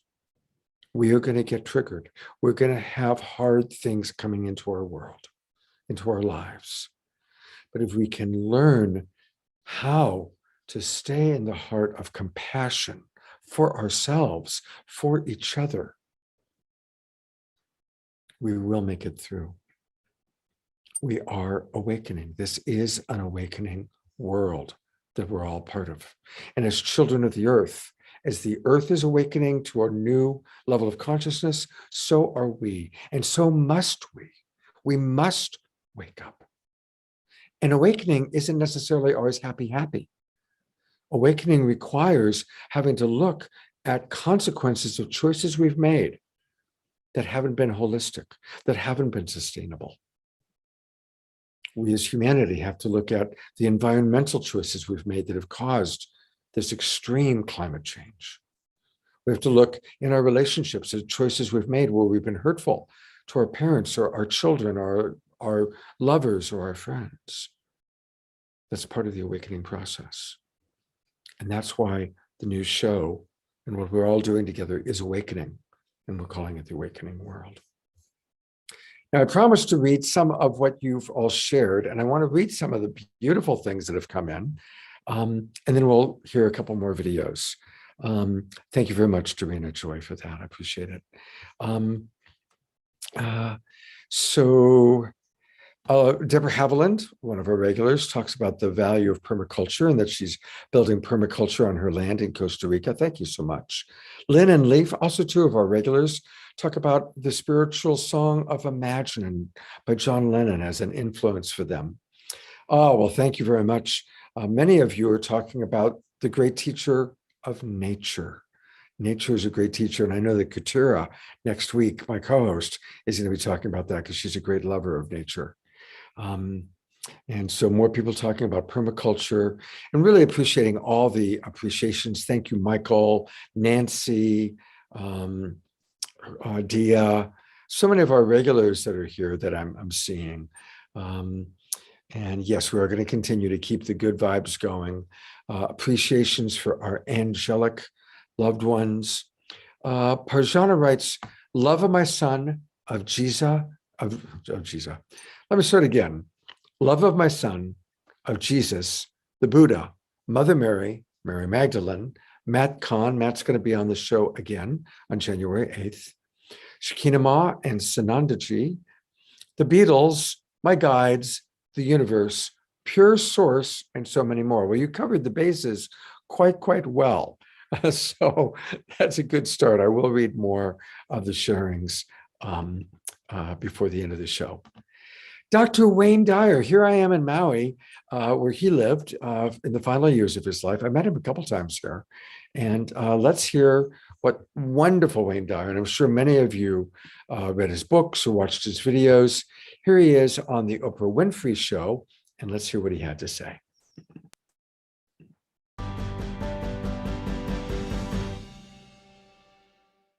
Mastering the art of manifestation. Right. How is that different from the law of attraction? It's very, very different. Tell me. Yeah. The law of attraction, and I'm not here to put down the law of attraction. I think I think the law of attraction and The Secret opened people up to a new way of thinking. Absolutely. It had its flaws because it allowed some people to think that all you had to do was think about a bicycle and there it would show up. Yeah. And the key word that you use in here over and over and over again in every chapter is that in order to attract or manifest anything, you have to be in alignment with your source. With your source. With God. With you God. Have to be. It's about you have to stay connected to the ocean. That's right. You have to stay because you can't just sit around and wishing for stuff. Or so the basic thing that Neville taught me, and a lot of this is from the teachings of Neville, Neville Goddard, who died in the 1970s. He basically said that all of us have within us this amazing capacity to manifest and attract anything that we want into our life. So how we call it, what words that we use, we have to be able to say, you know, in The Secret they say you get what you want, you know, and what is missing. And what Neville said and what has come to me and what I got from the I Am discourses and what I get from the New Testament, which I read before I did this, is that you say, I will attract into my life what I am, not what I want. And I am capable of attracting all things that the source is capable of attracting. So that's the difference. It's like you get what you are rather than what you want. So you want to become, you can't go around and ask these divine beings, you know, angels, whatever you want to call them. Who are right here all the time. Always. You can't ask them to help me out. You have to become like they are. that when you become angelic, when you become a divine being yourself, when you are giving, when you are serving, when you are in that place, they will come to you. That's what happened to you in India. You then begin to see yourself in everything. You know, it's like, because it is our goal to reflect the character Right. of God. That's what Right, we're here to do, is exactly. to emulate that. And that's what the Tao Te Ching teaches as well. They Yes. call it your original nature. Your original nature is reverence for all of life, gentleness, kindness, and service towards others. That's Lao Tzu, 500 years before the birth of Christ, saying that's our original nature. Yes. Reverence for all of life, gentleness, kindness, service towards others, giving, offering, serving. And when you get to that place where you no longer have any judgment within you towards any of God's children, that means no condemnation, no criticism, no judgment towards anyone, even the Osama bin Laden. But how can we be that since we're here, we're living, we're on earth, we got problems. Yeah, we got our issues, we have stuff going on. And if enough of us get this message, Oprah, Yes. if enough of us get it, and that's just what my mission is just to teach people that you are love. You are divine. Put that into your imagination. I am well. I am happy. I am content. I am fulfilled. Even if your senses tell you that you're depressed. One of your people that called me when we did a pre-interview on here said, well, if I'm feeling depressed, I'm supposed to fool myself and say I am feeling well, even You if I'm can depressed? choose another thought. That's Yeah, what I've learned. Absolutely. And it's like you don't say I am depressed, because if you say I am depressed, you connect with depression, and the universal source, God, whatever you want to call it, will align in such a way to offer you whatever it is. More that you depression. put. Yeah, here's some more depression. I am unhappy. I am depressed. So by placing into your imagination what you want and assuming the feeling of that wish as already fulfilled, you go through your life feeling that. When enough of us do that, we will transform this planet. I'm telling you, it can be done. We're doing it right now. Absolutely. Us sitting here, right here together. It's all part of this perfection. Well, that was lovely, wasn't it? Turn off the I'm sure that was shot right here in Maui, by the way, because Oprah Winfrey lives in Maui and so did Wayne Dyer, and you could kind of tell by the background. I want to read a few more of what you shared. Margie writes, honoring Maharishi Mahesh Yogi, yes, in the role he played in bringing our world's phase transition through huge groups of people practicing together transcendental meditation. Thank you. And Nancy just wrote, I believe these videos are on YouTube. And yeah, you can find, by the way, all of the shows that we've done. Please start using our Global Peace Tribe YouTube channel. I've put a lot of energy into building that channel. And you'll find all the complete Saturday Night Live shows, all the complete Straight Talk shows, all the complete Sacred Sunday shows. But I've also created playlists of Scott's favorite interviews, Scott's favorite shows, and even dynamic segments. So you'll see several of tonight's dynamic segments in there. So you can go through, and if you really just want to see the TwinRay, go in and you'll be able to find some TwinRay segments or some Michael Beckwith segments. So just go to YouTube and put in Global Peace Tribe and save our channel and start visiting our channel. Bring your friends to our channel. So of course, I love having all of you on live with us, but we live forever in YouTube. A few other things to mention. By the way, thanks again, Jay and Jan, for finding these great videos. That Wayne Dyer one was beautiful, wasn't it? What he said about our true nature, and it is true, that is our true nature. My good friend Kutira is here, and I'm thinking also about Osho. Nobody has mentioned Osho yet tonight. And my wife, who passed away, loved Osho. She would work very hard and then fly to India to spend 3 to 4 months with Osho. And then she'd come back to San Francisco and work very hard. She did that for many, many years. One of her proud achievements was that she frequently danced with Osho. He liked tall, blonde women, which she was. But I want to acknowledge Osho as a very significant teacher for so many of us. So thank you. A few people in the chat box did mention him. Yes, Osho. Yeah. Debbie, since you've been covering the chat box, who are some of the other teachers that you've noticed that people have mentioned? And you're muted. You need to Yep. unmute. Yeah, thanks. Sorry about that. A lot of, a lot of the ones that we saw all night, Wayne Dyer, Louise Hay, Eckhart Tolle, a lot, Landmark Education and Werner Erhard, Greg Braden.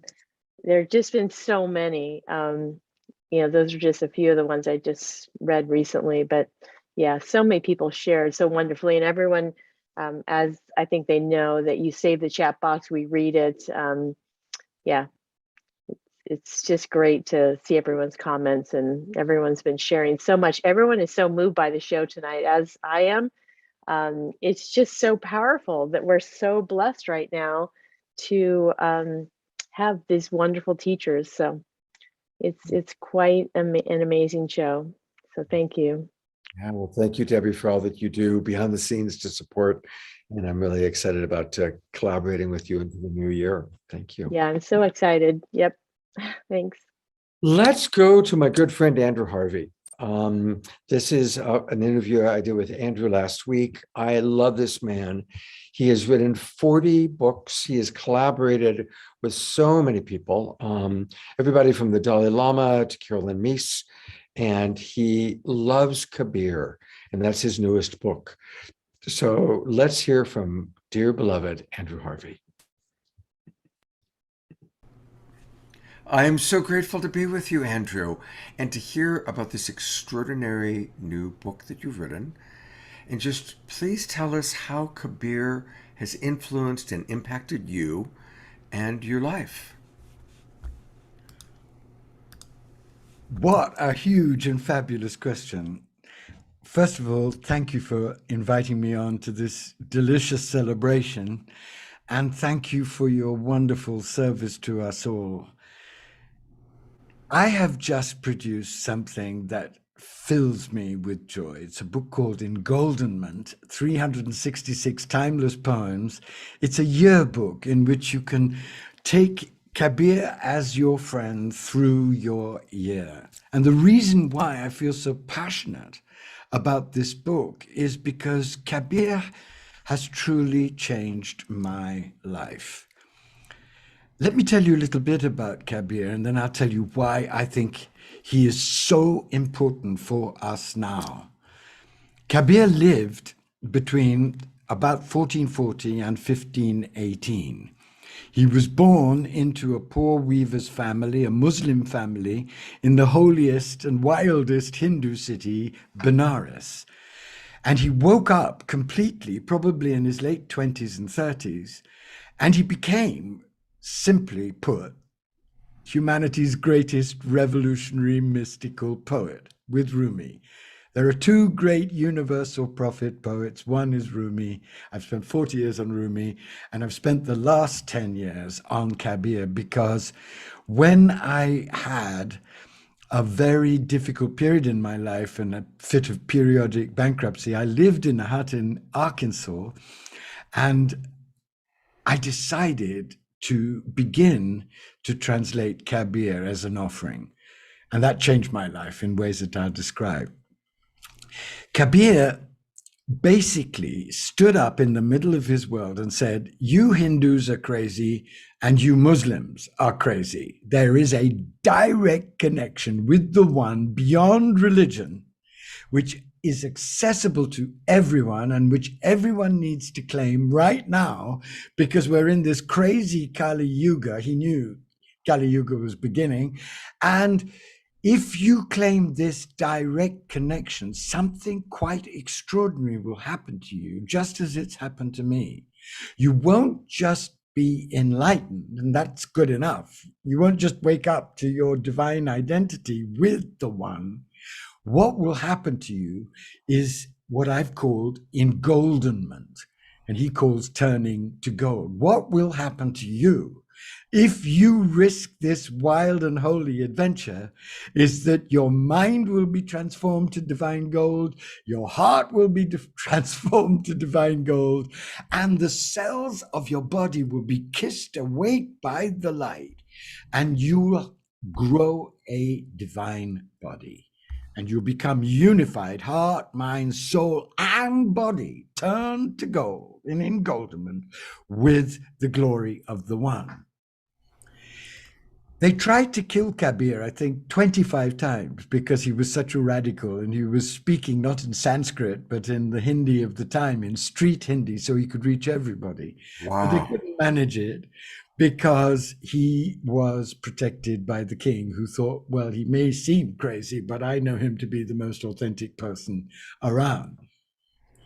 The reason why I feel that Kabir is so important for all seekers now, which is why I labored 4 months last year as COVID erupted to get this book out, is for 4 reasons, really. The first is that Kali Yuga is now raging and erupting everywhere in what is clearly, and I know all of you know, a potentially apocalyptic crisis.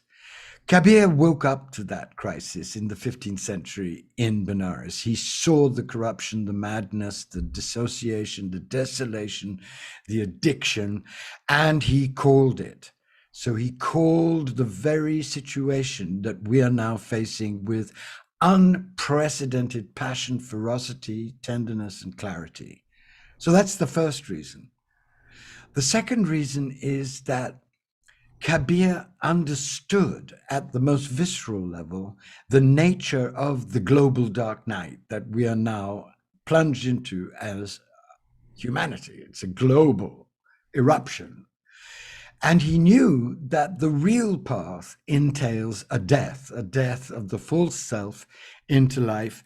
And again, he called it. He just said it, and said it with such clarity and such purity of heart that he was able to help many people in his time really take the real path into dying into life so that they could become instruments of life's creative, co-creative, wild and holy regeneration. That couldn't be more important for seekers now. The third thing, and this is why I love him so especially, is that Kabir was a Grand Slam sacred activist. He didn't simply sit in his little hut and sing his songs and collect his disciples. He really said again and again and again and again, your enlightenment and your engoldenment are not for you alone, because you will cease to exist as you think you are if you go through the real process. Your enlightenment and your engoldenment are to give you strength and passion and compassion and power and stamina to stand up for the truth, just as I am doing, to really help the transformation of the real world. And most especially, and this is the reason why I love him so, so much, he was the most passionate advocate for animal rights that any mystic has ever been, including St. Francis. Wow. Kabir just said, look, if you go on treating animals as you are treating animals, oh human race, you're going to have a tsunami of black karma coming your way. Wake up, see that everything is holy. You're not holier than your cat or your dog or the flea dancing on the stone in front of you. Everything is equal in the One, and your job as a human being is to honor that equality, protect that equality, and stand up for the sanctity of life and for the creation. Nobody has ever said it so beautifully and simply and nakedly. And the fourth reason, my friends, and this I think is really crucial for everyone at this moment. The fourth reason is that Kabir knew from his inmost experience that the whole point of Kali Yuga wasn't just destruction of the old, it was birth of the new. He was living that birth in his transfiguration from a human being into a divine human being. And as many of you know, I've been saying again and again, and whenever I'm allowed to, that the real meaning of our global dark night is not the destruction of the human race. That could happen if we don't align with its laws, but the birth of a new embodied divine human race. And it was Kabir who taught me this. It was Kabir who initiated me into this. And it was Kabir's direct, naked, glorious poems that made me aware that we are in now, through this global dark night, also a global engoldening process that could, if we accept the terms of this massive transformation, give us the guts and the chutzpah and the creativity to be born as divine human beings together and to co-create together, you and I, a wholly new way of living and doing everything. And I'm going to just give you one of Kabir's poems. Oh, fantastic. Which is the complete poem of the engolden divine human. There are 366 more of them in this book. So please, for the price of a decent breakfast or half decent breakfast, bring Kabir into your life and let him rock your world and transform you as he has rocked my world and transformed me. Not enough, obviously, but continues to do so every single day. I love him more than anything I can describe. Wow. And I'm so honored to have been able to bring him to you. Please, please, please, I beg you, welcome him into the depths of your life. You'll have the best friend you'll ever need. Not a flatterer, but a lover of your essential being who will encourage the heaven out of you to do whatever you can to be the very best you can be. Before you start the poem, everybody, just want to tune you in. Go to Amazon. It's really easy. And it's Engoldenment. And you just put in Engoldenment, Andrew Harvey, it comes right up. I found it immediately. I'm going to get, right away, I'm going to get both the Kindle edition, and I'm going to get it myself. So here we go. I'm proceeding to check out. That's how easy it is to buy on Amazon and get lots and lots of copies, okay? Thank you, my darling. Absolutely.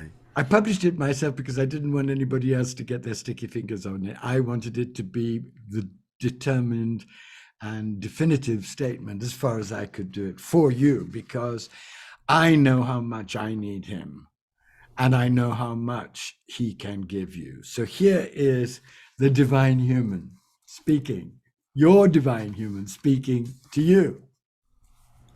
I've been a yogi for longer than anyone could begin to remember. I don't come or go. I don't vanish. I enjoy the endless divine sound. I see my family all around me, and every place I go is a party. I'm in all. All are in me. In the many, I'm alone. Focused power, profound meditation, silent I speak, out of form, inner form, no form, I play and dance within myself. Listen, friend, I have no agenda. In my heart, I sway to and fro in the self, and I play simply to please myself. That freedom, that spaciousness, that peace, that passion, that compassion, they are all available to us now in our extremity. And the one who can guide us most cleanly and clearly of all the great mystics of humanity is Kabir. Andrew, your passion is so beautiful, so incredibly beautiful, my God. And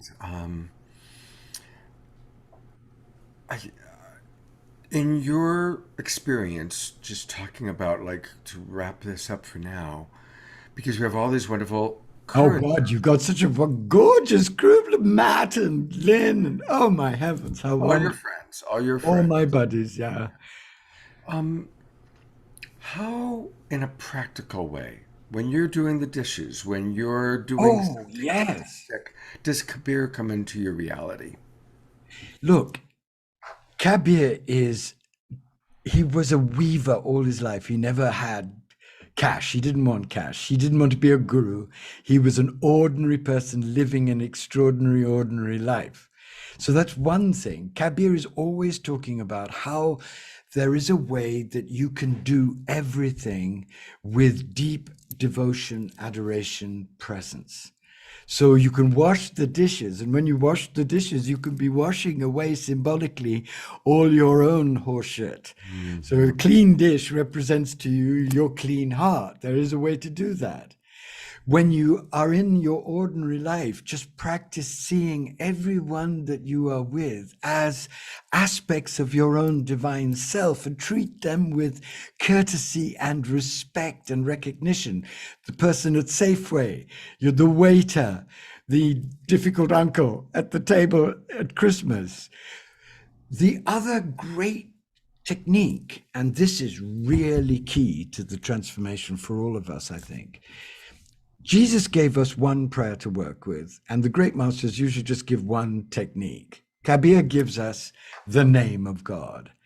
And I have practiced myself saying the name of the divine that I love. I use the great mantra from Islam, La ilaha illallah, but use whatever name makes the most heart sense to you.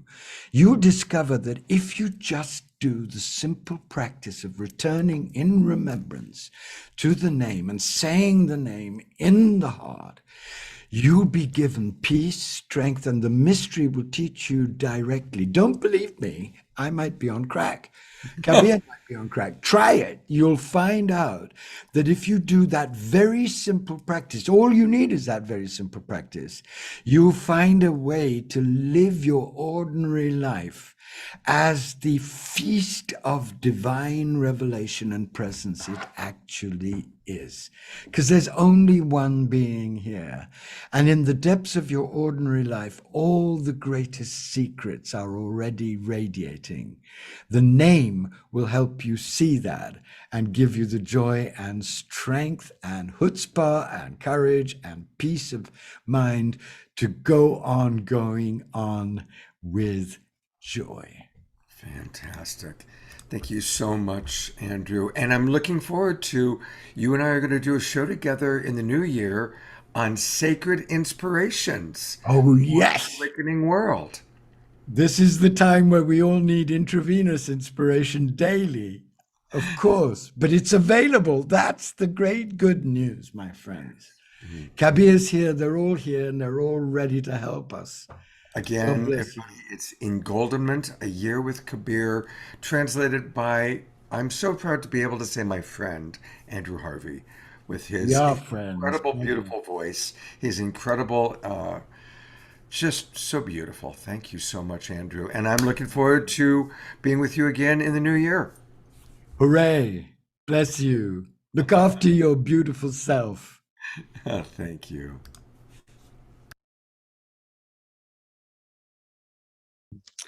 I'm here with my friend Kutira, and she and her husband Raphael are going to be doing amazing things next week on Christmas. She's awesome, and her husband Raphael is a world famous musician, so it's going to be really a wonderful show. You know, I want to acknowledge Mark Denisovsky. He's one of our regulars, and Mark just said something really beautiful. He talked about when he used to paint apartments, he would say a prayer for the next inhabitants. And, you know, when I asked Andrew the question about washing the dishes, it's like, that's the thing. How can we bring this consciousness into everything we do? And how we talk to each other, and how we do the dishes, and how we paint the houses?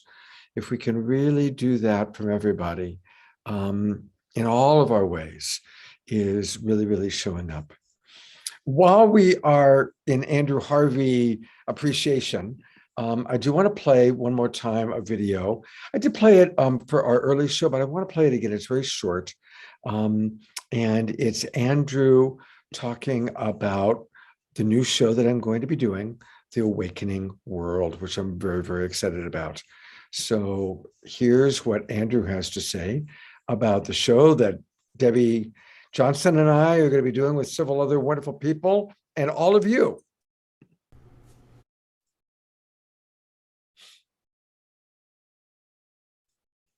There we go.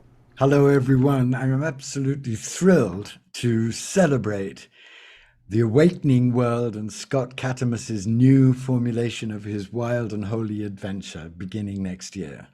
What more wonderful title could we have for that adventure than The Awakening World? And aren't we all going to need to be constantly reminded that there is a world awakening and being born in the middle of all of this massive apocalyptic destruction? We're going to need it like oxygen, and I cannot think of a more honorable and decent person to help us awaken to that awakening world than my old buddy and co-conspirator, Scott Katimus. And in the new year, Scott and I are going to do a whole program for you, a whole transmission for you on sacred inspiration, because it's my experience, and I know it's Scott's too, that in a dark time, what we all need more than oxygen is sacred inspiration to keep us alive to our true selves and energized by divine love and given the courage to put love into action to become midwives of this awakening world. I've got on camera our wonderful mystic Abbott Cherry. He's a big part of our team. And of course, Debbie Johnston and all of you. We're all going to be creating the awakening world together. So again, a reminder, please, I'll put back into the chat box the registration link. And maybe while you're watching this next segment, if you haven't already registered, please do register. And anybody who registers at $75, that's for 3 months, 3 shows every weekend for 3 months. For $75, and you'll come into our supporters party and our meetings where we are discussing what we're going to be doing, what we're going to be co-creating. So I'll pop that into the chat box in a moment. All right, our last video from Jay and Jan is Joel Osteen. And I'll tell you a little bit about Joel. Jan and Jay sent me a little bit about him. He was the head of the biggest church in the country, a pastor, televangelist, author based in Houston, Texas. And as of 2018, his televised sermons have been seen by 10 million people, several million more in over 100 countries. He's written several best-selling books. So for those of you who don't know Joel Osteen, we're about to be introduced to him. Let's take a look. If you're going to fulfill your destiny, you have to get good at letting things go. Jesus said, offenses will come. He didn't say they might come. If you're a good person, if you're nice, nobody will do you wrong. He said, disappointments will come. Betrayals, things that are not fair will come. How you deal with these offenses, how you handle the hurts will determine whether you move forward and see the new things God has in store, or whether you get stuck, bitter over what didn't work out. I've heard it said, if you don't heal from emotional wounds, you will bleed on people that had nothing to do with it. How many people are living wounded over how they were raised, a friend that walked away, business partner that cheated them? Instead of letting it go, they replay it in their mind, relive all the hurt. They wonder why they don't have good relationships. It's because they haven't healed. They're living out of a wounded place. God brings a new person, somebody great, but they're so insecure. They don't feel valuable, attractive. This new person has to keep them fixed, go overboard to make sure they know how great they are. The problem is that's not sustainable until you get well, until you let go of what didn't work out, not carry the hurt. That wound is going to hinder you wherever you go. If you're still wounded over a position you lost, you'll go to that new company defensive, on edge, not friendly. You're treating them based on what you've been through, but they had nothing to do with it. It's much more freeing when you learn to let things go. Wasn't fair? That's okay. God will be your vindicator. He'll take care of who did you wrong. It's not your job to pay people back. They hurt you once. Don't let them continue to hurt you by holding on to it. You lost a loved one. I know that's painful. It's okay to go through a season of mourning, but you can't hold on to the hurt. Living in mourning is going to keep the new doors from opening. You have to heal so you can see the new relationships, the new opportunities. In the scripture, Peter asked Jesus how often he should forgive someone that did him wrong. It's funny because Peter was known to be offensive. He's the one that cursed out the young lady when Jesus was arrested. He cut off a soldier's ear defending Jesus. He said, Jesus, should I forgive them 7 times? The Jewish law said 3 times. He more than doubled it. He thought, Jesus, I'm growing. I'm come a long way. Jesus said, Peter, 7 is good, but I want you to forgive them 70 times 7. It wasn't really about the number. Jesus was showing us a principle. He was saying, I want you to live in a continual process of forgiveness. Not something you do every once in a while, but on a daily basis, forgiveness should be a part of our life. He was setting a system in place so we wouldn't hold on to the hurts, offenses, disappointments. He knew that practically every day we would have these opportunities. And the quicker you let things go, the easier it is. In the Lord's Prayer, Jesus told us to pray, give us this day our daily bread and forgive us our trespasses as we forgive others. He was saying every day we should be ready to forgive. Doesn't have to be big things. That man that cut you off in traffic, let it go. Don't let that sour your day. Your time is valuable.